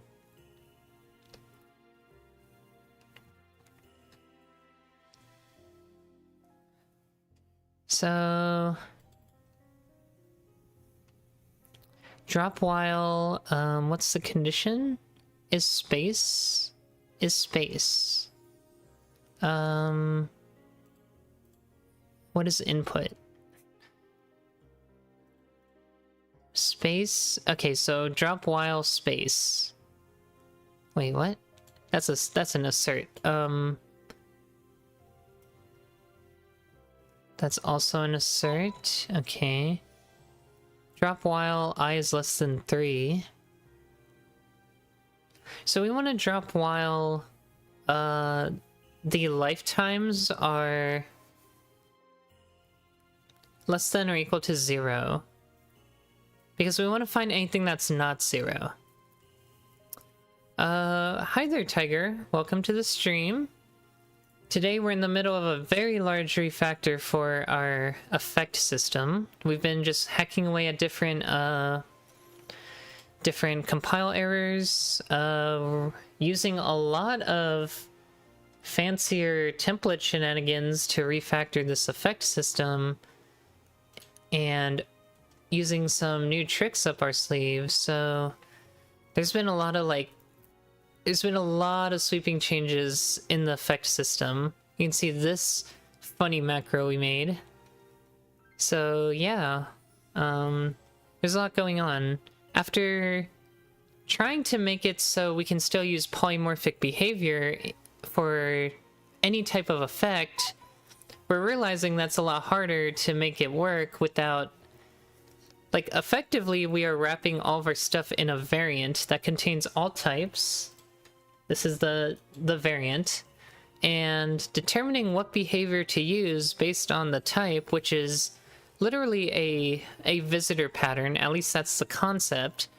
C++ offers what's called standard visit, and you can use standard visit. Do I have my example up? You can use standard visit to define what function should be called based on the type. So, actually don't have it here. Can I have it here? We've turned it into a bunch of macro template automation, but essentially what it is you specify a bunch of functions, and then, yeah, depending on what type the variant is, it matches it up, and then all you have to do is call standard visit, which then returns the correct type based on the overloads. So that's fancy and provides polymorphic behavior without knowing what the type is. It's not that new. It's C++ 17.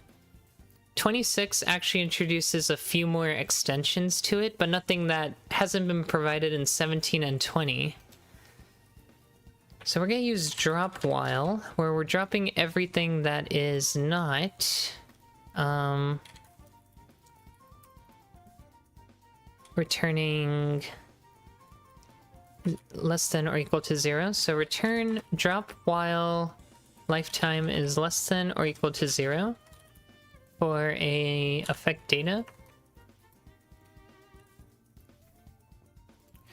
I don't know if you were here when I originally initiated this refactor, Tiger, but oh yeah, this is a pointer. Effectively what happened was I realized that we were heap allocating for every single, like, particle effect. And that sounds really bad for a particle system, because if you have rapidly spawning and despawning particles, you're going to get a lot of syscall allocations per frame, and that quickly added up. So I was thinking we were going to try a workaround where we have a stack allocated array that kind of functioned like a weak pointer system, in that you basically can take a reference, at least anything that wants an effect from the array, takes a reference from it, and essentially holds onto that.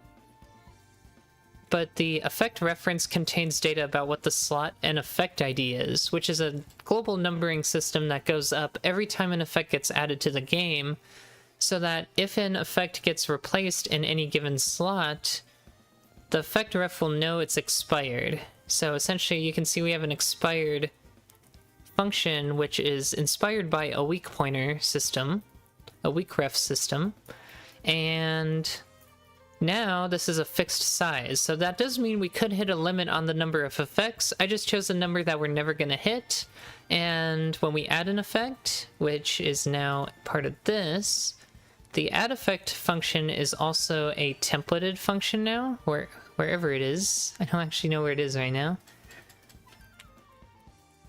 Oh, you know what? That's still in Adventures in Lestoria.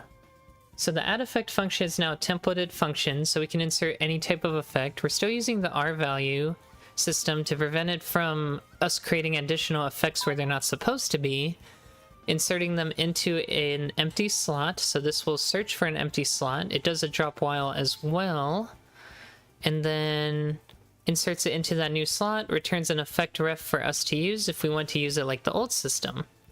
What's the font you use for the editor window? It should be the default for Visual Studio. Let me take a look, because we can look that up real quick. Actually, there's an easier way. Window, Tools, Customize. So if we go under... No, this is Commands. Sorry, I was messing with this a few days ago. Font. There we are. Fonts and colors. That's the window I was looking for. So we are using Cascadia Mono. That's what the font is called. Everything uses Cascadia Mono inside the editor.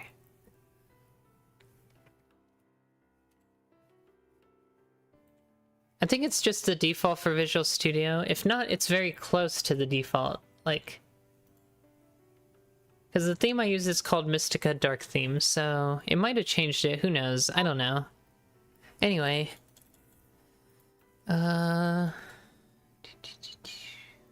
So yeah, as you can see, this is a pretty big overhaul and lots of sweeping changes to the initial system we were thinking about. Also, I still have to implement the add effect with foreground and background, so I guess that's easy enough. Just return...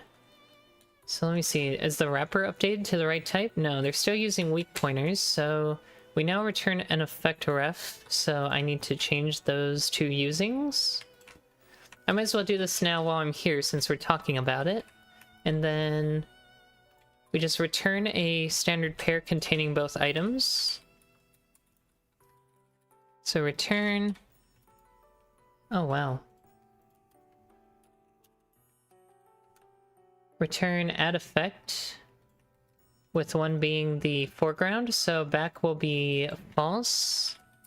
And the second one, back will be true, so this is foreground effect. And then the other one will be background effect.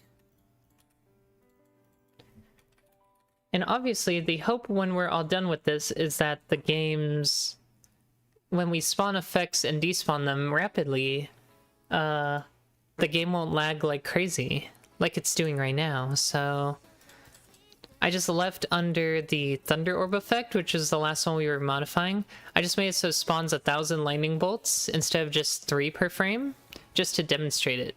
Because one thing we were noticing, you had to really like pay attention when I was playing, was every once in a while the game would stutter, and that's pretty much a no-go for a real-time application, right? Anytime the game freezes or stutters, you're gonna have a bad user experience. So, and the cause of that was, of course, the heap allocations we were constantly performing in the game. Even when it was just like 3 at a time over and over, those little micro stutters add up and feel very bad to play with. So I presume drop while will omit items from the view based on the condition from the beginning, but as soon as one fails, it keeps the rest. No, it just drops everything that does meet the condition. But in our case, if we have something that throws or returns, the moment it finds one, it will do that. So, yeah, essentially we're going until we meet a condition.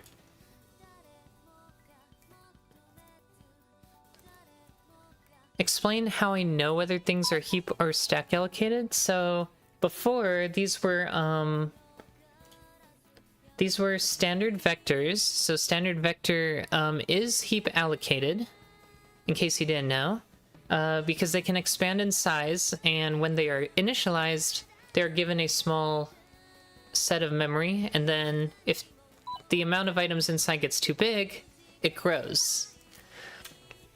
So anything that grows, you can't define at runtime, right? Like, that's the keyword, is can you define, do you know the size of this structure at runtime?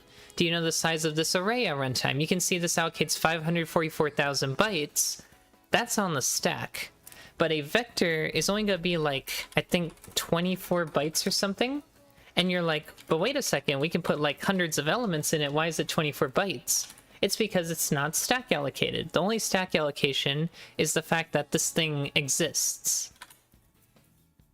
So you can see a vector here, yeah. The vector is 24 bytes in size, which means the actual data, if we open it up real quick, is going to be heap allocated, because this giant mess effectively says I am going to create my types later on. This just holds information about it. I'd have to look at the template to tell you in detail what those types are. But anyways, heap allocation, right? We had a standard vector, and not only did we have a standard vector, but we had a standard vector of shared pointers to effects. So the moment you have pointers, whether they be unique pointers, shared pointers, or raw pointers, that data doesn't exist yet. It's just pointing to data. So how do you get access to that data? You have to request from the system, hey, I want some memory to hold this new data. You have to use the new keyword, which requests data from the heap. So system goes out, finds memory for space for that structure, whatever the size is, returns a memory address. It tries to return a memory address. It might not return a memory address. If it doesn't return a valid memory address, then you're kind of out of luck, because you're just accessing dead data. But ideally, it returns data you can use, right? And then that would give you a pointer, and the pointer can be casted to whatever you're looking for. Like in this case, it's our effect pointer, so it gives us a new effect, right? That data is now on the heap. It remains in the heap until you either delete it, or end your program. If you never delete it, it just exists forever. So a container like a vector will claim ownership of that vector so that you don't lose track of it, right? Because if you just like have this in a loop, you're just going to create effects over and over, and eventually you'll run out of memory and your game will crash. So heap allocation is anything you allocate at runtime. Stack allocation is anything that is added to the stack before your program starts. So like everything known about like data types and all these members, these are all stack allocated. They're all going to exist at runtime. But heap allocation is dynamic memory that can be added during runtime. So all the members of a vector are going to be heap allocated because they don't exist yet. They're just holding values in memory. You're welcome. I'm glad I could clear that up for you. And heap allocation, when done excessively, gets really, really slow. And for a real-time application, it's super noticeable, because your game will stutter for a second, and then it'll stutter again and again and again. And pretty soon you'll be like, why is this game so laggy? Even though you're running at 60 FPS, if your game is micro-stuttering, that's a very bad player experience. Heap allocations are the devil when it comes to game dev. You really want to try to avoid them as much as possible.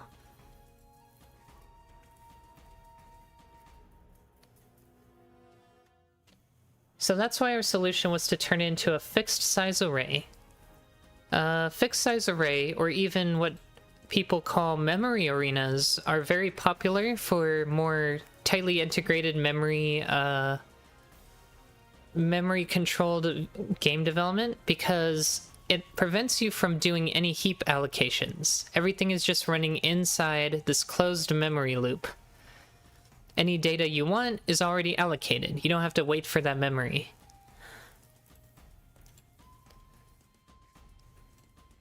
Okay, so we're gonna drop while if we find anything that has a lifetime greater than 0. That's just a manual check for us. It's more like a sanity check. It should never fire. I hope it never fires. If it does, something went terribly wrong. What about something like static const vec x123? Would that still be heap? Could it be treated as stack?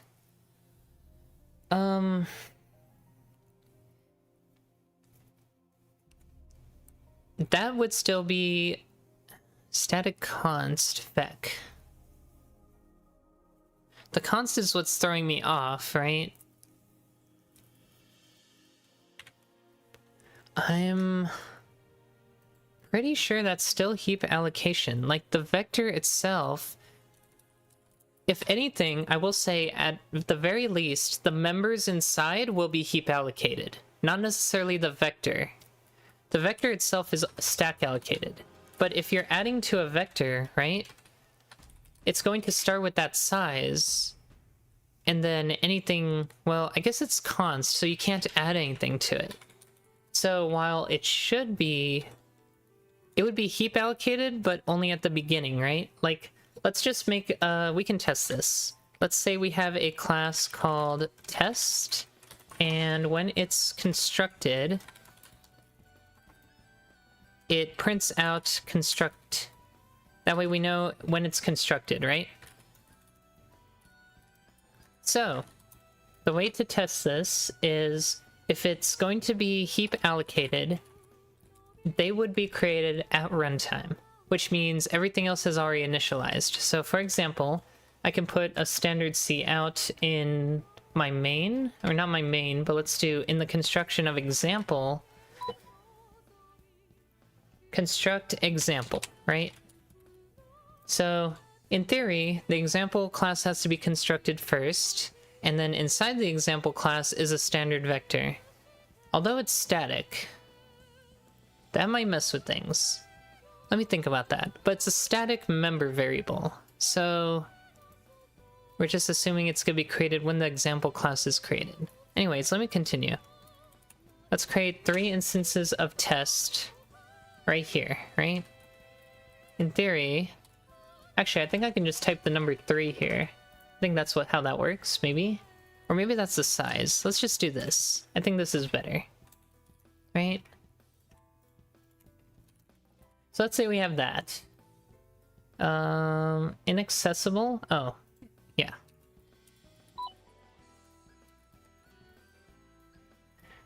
So, expected an identifier?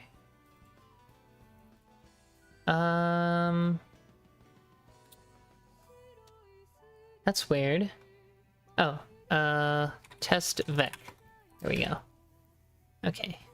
No? A member cannot have an in-class initializer. What? Const cannot have an in-class initializer. Inline?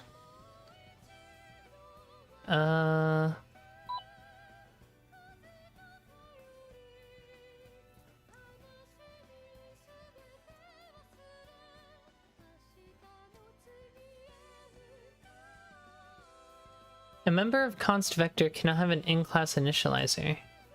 That doesn't make sense to me. Oh, you're right. It is inline. I'm sorry. Yeah, I didn't even realize I was just writing this like outside of any valid place. Okay, yes. I'm like inline. Why am I? Oh yeah, I am inlining. So, in theory, if it was stack allocated, these should exist well before like anything else runs. But if they're heap allocated, then this vector gets created first, then the test vector will initialize these three in the heap, right? So that's like the theory, I guess.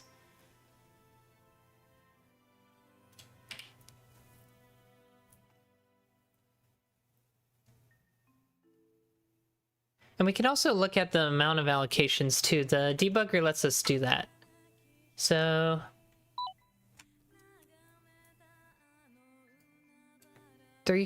oh wait, hold on. That's not what I wanted to test though.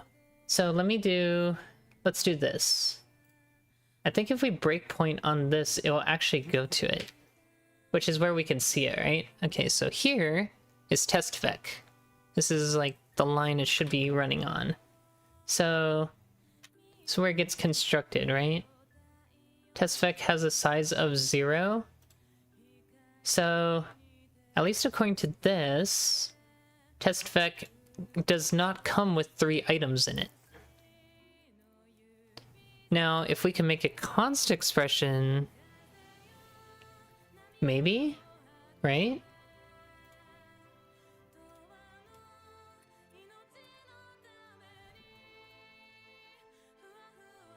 I don't even know. Well, then these would have to be const, which I guess. Well, these have members, so I don't know how I would do this actually.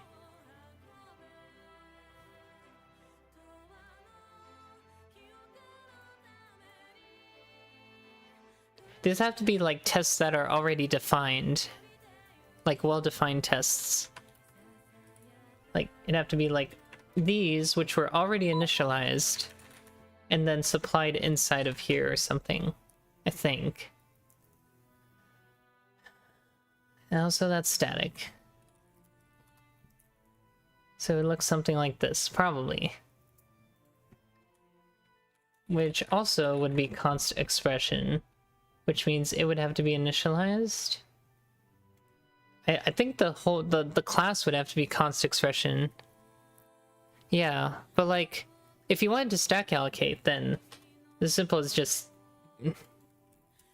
changing one thing, right? Then you have effectively the same thing. 1, 2, 3, right?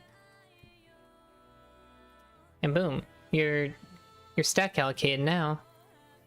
Because the thing is, these have to have a valid state, so you don't have to worry about dynamically allocating. Yeah. Because it's like, it can only be stack allocated if the size is known at runtime. Which, for a vector it is, but it's well defined in the sense of it's going to be initialized with no members. So we saw when it was running, it started with 0 members instead of 3. So it doesn't look like that forces it to start with 3 members at runtime. Yeah. Just things to learn, I guess, right? So yeah. But hopefully that clears up the concept of stack and heap, and you can play around with them more, of course. And Visual Studio does have a way to check allocations, right? So like, I guess I could show that really quickly here. You could probably do this in other debuggers too, but like, when we were allocating these guys as a vector at runtime, here, we can breakpoint here again. And I can just open up diagnostic tools and we'll say, okay, diagnostic tools, we're going to enable heap profiling, which does make it really slow, so you have to make sure you do it only where you need it. Then we're just going to press F10 here, which means we're going to like the next line or whatever. It just did something. So now we're going to, oh wait, did I take a snapshot? Oops, I had to take a snapshot before I... Alright, rerun that. I did it backwards. Take a snapshot, and then run the next line of code, or run that line of code and take another snapshot. You can see here the number of allocations went up by 5 when we ran that line. So presumably the other two are very likely the vector itself and maybe the internal of the vector, something else, right? But you can use that to track like allocations on the heap. But it's there now. I'm sure we could find it if we really looked, but like, this shows exactly what, oh yeah, this shows exactly what they were. So the container proxy, 48 bytes, allocated 3 times, so that's the container itself. Test had another container or another allocation. Yeah, so it's fascinating. Yeah, it's just good to see like, oh, this is how many so when I was testing this, I'm like, oh god, every time this thunder orb was emitting these, it was doing thousands of allocations. I'm like, Jesus. It was bad. It was really bad. Okay, so I just wanted to implement these counts so that we can excuse me, go back to here. These are going to be get foreground and background effects. We're just going to return references to these arrays now. That way, we want to return const versions too, because I don't want them to be modified through this getter. The only way to modify is to call add effect, and deletion will happen manually or automatically in a loop. So we're really restricting control of this effect system so that nothing else can touch the data by accident, even though I will likely never do it. Just have to be careful, right? Nishind, thanks for the follow. Appreciate it. Return foreground effect list. And then this will be background. Okay. So far we have those in place. So next is to up this count whenever we call add effect. So we're gonna go into Adventures in Listoria, and under add effect, where we return, so if we return true, let's see here. If we get to here, we haven't found, okay, so this is saying drop while the lifetime is less than or equal to 0. So if it returns true, God, I had to keep thinking about the logic for drop while. While it's false, keep iterating. As in, like, keep going while it's false, right? Or while it's true? Gosh, I keep forgetting. No, yeah, keep dropping while it's true. So while it's true, find or dead slots? Skip dead slots? No, I think we have the opposite logic here. We wanted to return true if... We want to skip if it is alive. Yeah. So the lifetime is greater than 0. But we wanted to return false.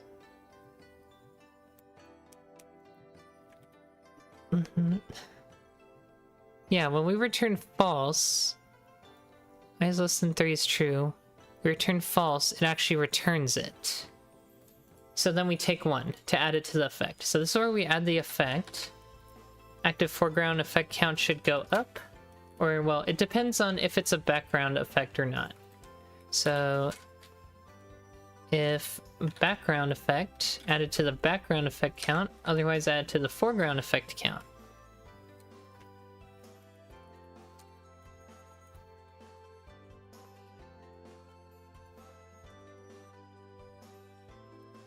So it's gonna look like that.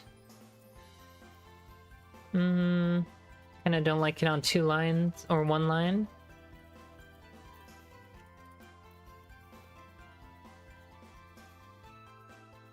We should also assert here, if it gets too big, then we're actually going to complain. Like, it should never go over the limit. I've also been hard coding this 1000. I have a feeling this might change in the future. So I'm actually going to fix it now while we're here. I'm going to find all instances of this, and I'm just going to replace it with effect limit. Because I really have a feeling we might be changing that in the future, and I don't want to hard code it. So we're going to put that in all caps right there, and we'll just define effect limit at the top of this file. I can hard code it up here right now, but if I ever change it, I want it there at least. I wonder if I could put a number in a using. Wouldn't that be cool? I don't know if that's possible. I don't think I've ever tried that. Yeah, I think it only works for types. Anyway, we'll do a define. Like so. Okay, that way, if we ever change it, we can just change it up here.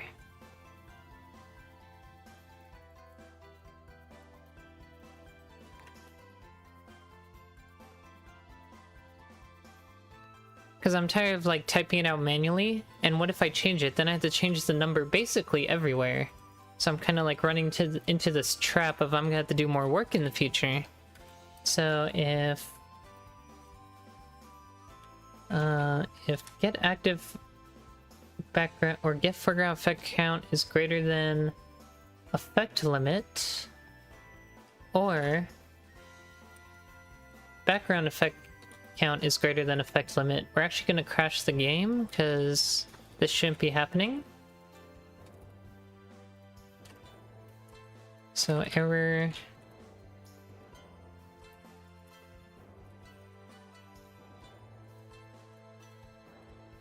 We'll say warning.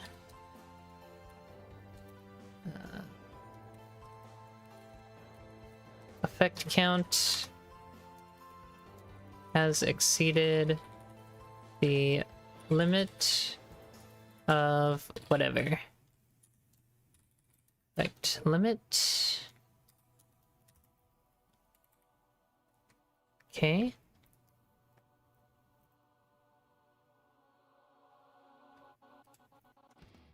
And I like to put this should not be happening to make it very clear that we should not be here. And again, this should be unlikely. I should also specify unlikely for our checks here too. Actually, there's no conditional here. There is an error here though. Why? No instance of format matches the argument list. These are... oh, these are... wait, what? Those shouldn't return arrays. Did I mess up? Oh, I'm not done. That's why. This should be get foreground effects and background effects. I think I put the word active though. I don't know if I really want to include the word active. I did say that was kind of redundant. Get foreground. Oh, I just didn't finish. Yeah, I wasn't done here. So we do that. We do that. Okay. I think we're okay now. Ooh, effect limit is not defined here. It should be, Well, that's kind of annoying, isn't it? Let's put it under defines. That way, if we don't know what it is, we can just include that defines. That's literally what the header is for all of our defines. I'll just put it up here. Okay. And if it still doesn't know, we'll include it. It looks like it knows now, so we're happy. Okay. We don't have much more programming time left for the day, but let's finish up what we can here. These now are going to use the get foreground effects and get background effects functions instead.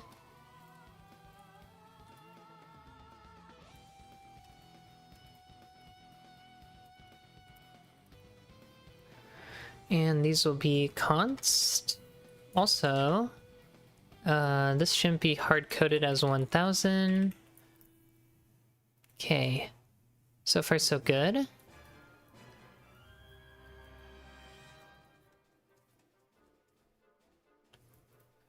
Let's see where we're at with the build.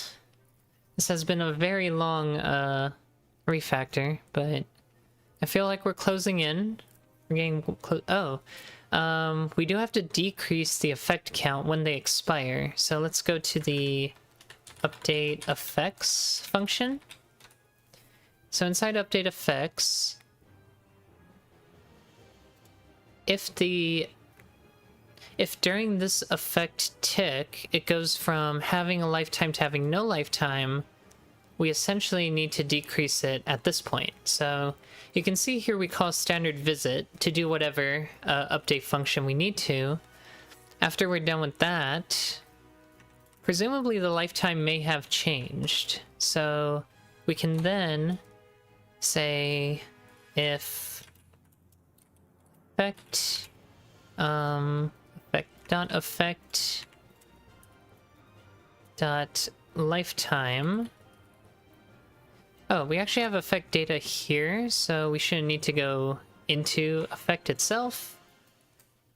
We just say if effect so we have to determine if it was alive before and if it's alive now. So we'll call this like previous alive state. Previous alive state. And it'll either be true or false to indicate if it's alive or not. But I guess that's not very clear, so do a bool.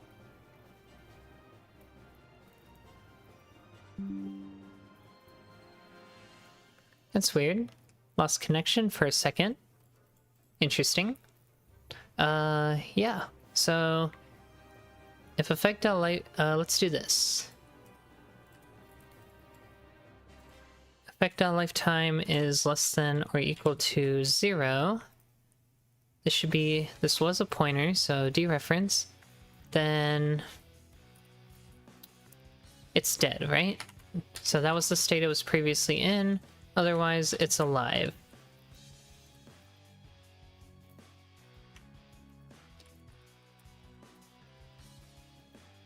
And then we check if effect lifetime. So then we check the state again. New alive state, and compare the two. And if new alive, well, we don't have to compare the two, we just say if new alive state is equal to dead, well, and it was previously alive, right? So if the new state is dead and the previous state was alive, which means they have to not be equal to each other, but what if it's alive? That wouldn't work either, right? So, no, because it's either gonna be one's alive, one's dead. What if it went from dead to alive? That wouldn't really make sense, would it? But that state should be impossible. Maybe we should actually crash if that ever happens. That would be funny. Wait, no, that's not true. Hold on. Yeah, an effect should never come back to life. It can be resurrected in the update function, but it cannot resurrect if it was dead. So that would be a case to make sure of. So it'd be like... yeah, I would want to check both versions. So if new alive state is dead and previous alive state was alive, then we... well, it's died, right? I also want to read it backwards, I think. I want to read, like, the previous state and then what the new state is. And so, if this occurs, this is when we set or decrease the count. So this isn't under Effect Manager, but this is a friend class to Effect Manager. So it does have access to all the members. So we just set the active, in this case, background effect count down by 1. We'll probably do some bounds checking as well. If we're doing manual counts, it's very important we make sure that they are exactly the way they are. So doing all these checks assures us that we're not, like, breaking state in unexpected ways. So if we go from dead to alive, something terrible happened.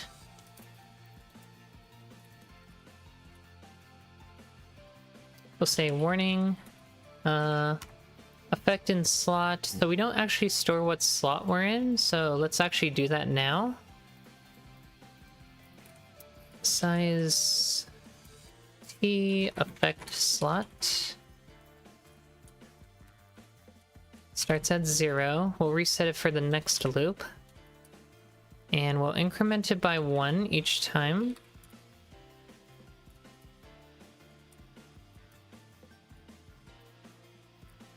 So all this is going to be the same in both of these, so I may turn some of this into a lambda, or maybe all of it into a lambda. Yeah, probably. And just, like, iterate through these separately. Yeah, well, no, because this has to change, so we would have to supply that if we want to change it.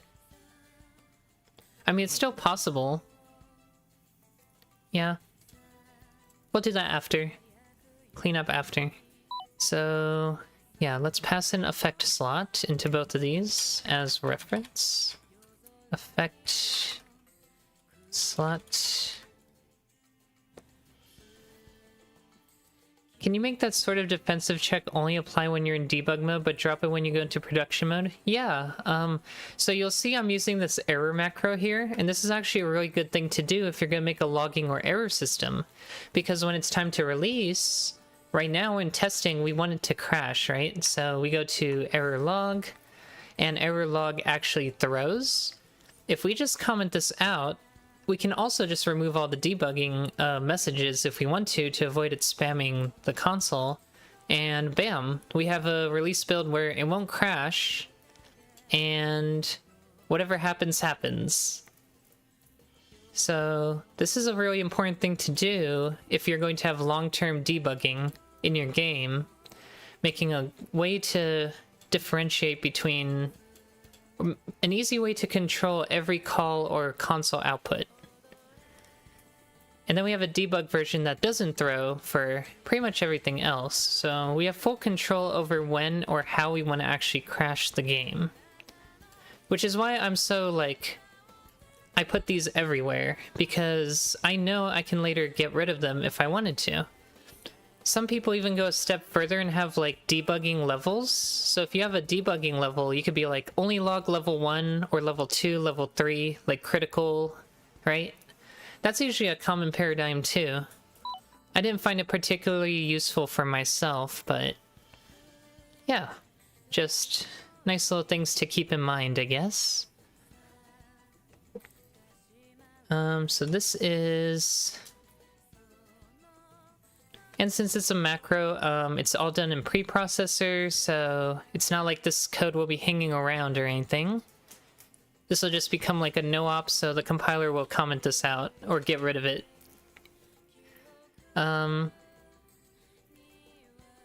Also, I don't know why I'm doing that. Warning.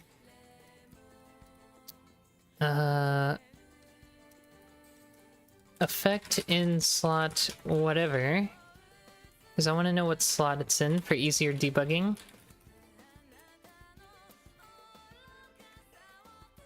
Also, another thing I do with these messages, if you just took a quick peek, is I store the source location and dump out the stack trace. So this information is very useful when debugging, right? Because then you know exactly at what line that log or error was called, and you have a stack trace to follow back. So that's a very useful function to have. I'm trying to see where my log is so I can show real quick.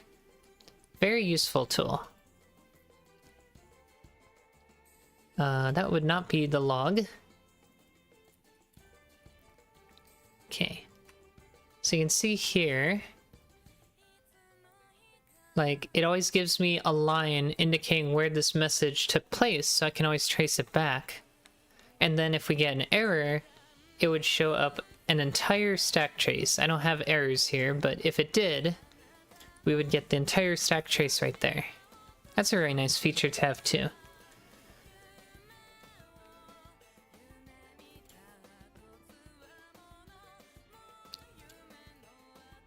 Okay, so effect in slot whatever.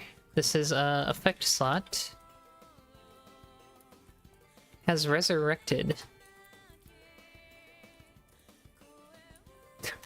Sounds so silly. And yeah, this should not be happening. So the other case we're interested in is if the background effect count or the foreground effect count end up out of bounds. So that would be either below 0. Actually, it can't go below 0, it's a size T. So let's say it's above the effect list count. If it underflows, it goes back to like the 4 billion whatever that's supposed to be. Actually, I think it's way more than that. I think size T is 32 bytes, at least on this system. So if... Let me just actually use the effect manager's functions here. If foreground effect count or background effect count is greater than or equal to effect limit,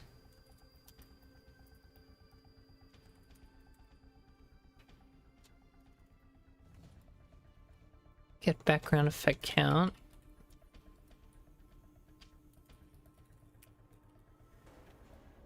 then we have a problem.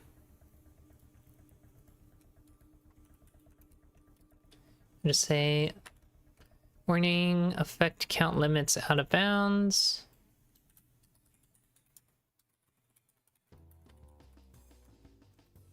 Out of bounds. And we'll say foreground count and background count.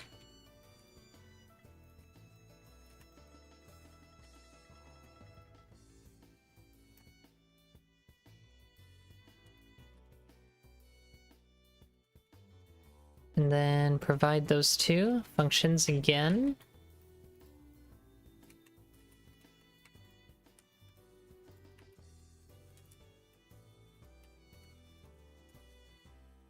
Oops. Background effect count. And we could even say what the actual limit is supposed to be. Limit. Whatever. Effect limit. Yeah.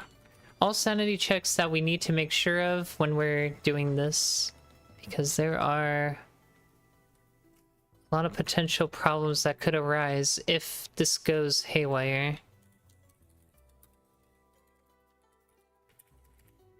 Like, this all has to be kept very much in check. So this should also be very unlikely. So now that I've written this, the next thing I want to do... Did I mess up somewhere? Let me see. There's a parenthesis here. I didn't close this. This was for the standard format. It needs a semicolon, or I delete the curly brace, which I thought I did earlier. I think I did that for this guy. Let me see. Error does not have a parenthesis. Okay. So now it's matching there. It's still complaining about standard format. 1, 2, 3, 4. 1, 2, 3. Where'd I get? Oh. I thought I messed up one. Okay. So we should be okay now. 1, 2, 3. 1, 2, 3. I think that's correct. Aura editor. For sure. Welcome, I like corn dogs.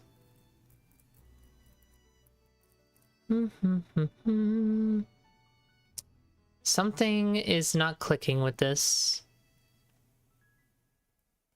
Effect list is undefined. Oh, effect list? It should be effect limit. I don't know where I got that from. Okay, and then we can quickly turn this into a lambda, and I think I'll call it for today. So this lambda function needs 2 parameters.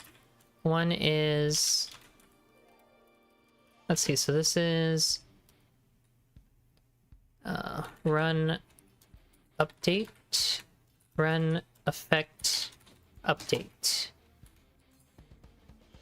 It's going to accept a list, so that's going to be standard array effect data effect limit reference array, and the second parameter should be the effect count. So that's just a size t ref effect count. And then we need to pass in this instance for everything else. We can then move all this into here. I would even argue the effect slot can go into there, assuming the for loop goes, yeah, so all this moves into there. Like so. And then what we're left with is the effect itself coming in, which is right here. So that all looks good, and then we just call that function now for both versions of effect update. So now we just provide background effect list along with the effect count update, which is effect manager background effect count.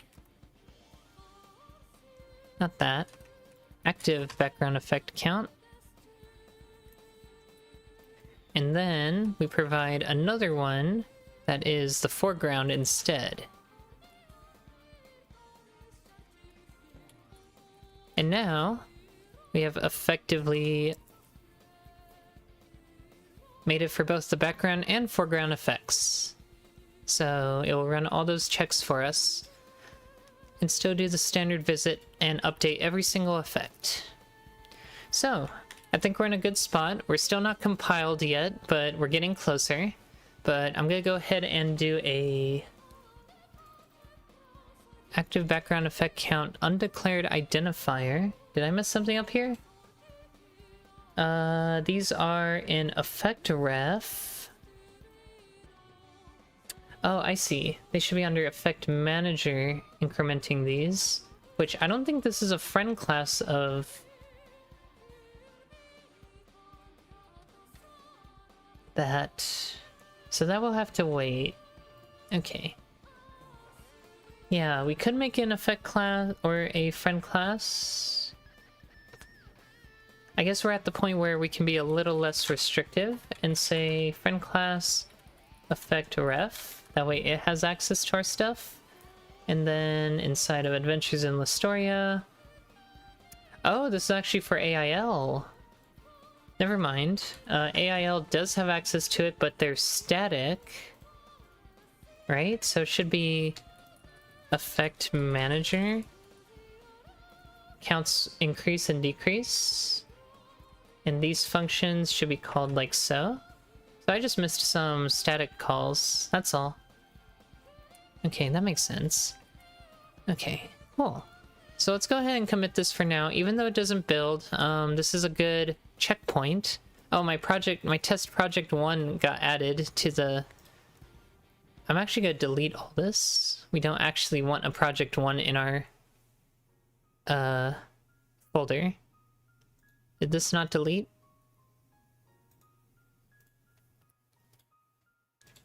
Doesn't want to delete. I might have to do this manually. I didn't mean to make my test project in here. Get out of here. Alright, so that's gone. Should be gone. And then I think that's everything.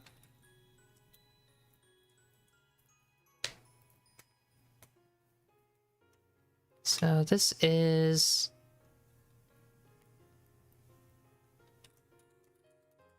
continue implementation or continue refactor of effects. So everything's looking pretty good. We're getting closer to the ideal point where the effect system is where we want to be and flexible enough for us to use. So we still got a lot of work to do, but we're getting closer. So hopefully tomorrow we might actually have a buildable build. That's the hope anyway. I expected this to take at least like 2 days, so with the amount of code we've got left to do, I think we're getting close. So a lot of good progress today. Anyway, oh wow, I don't need this anymore. That's old. For those of you that tuned in though, thank you for coming by today. And we'll see you next time. Hope you all enjoyed. Yeah, always a learning day. Thank you, Tiger. And for everybody else, have a good one. Bye-bye.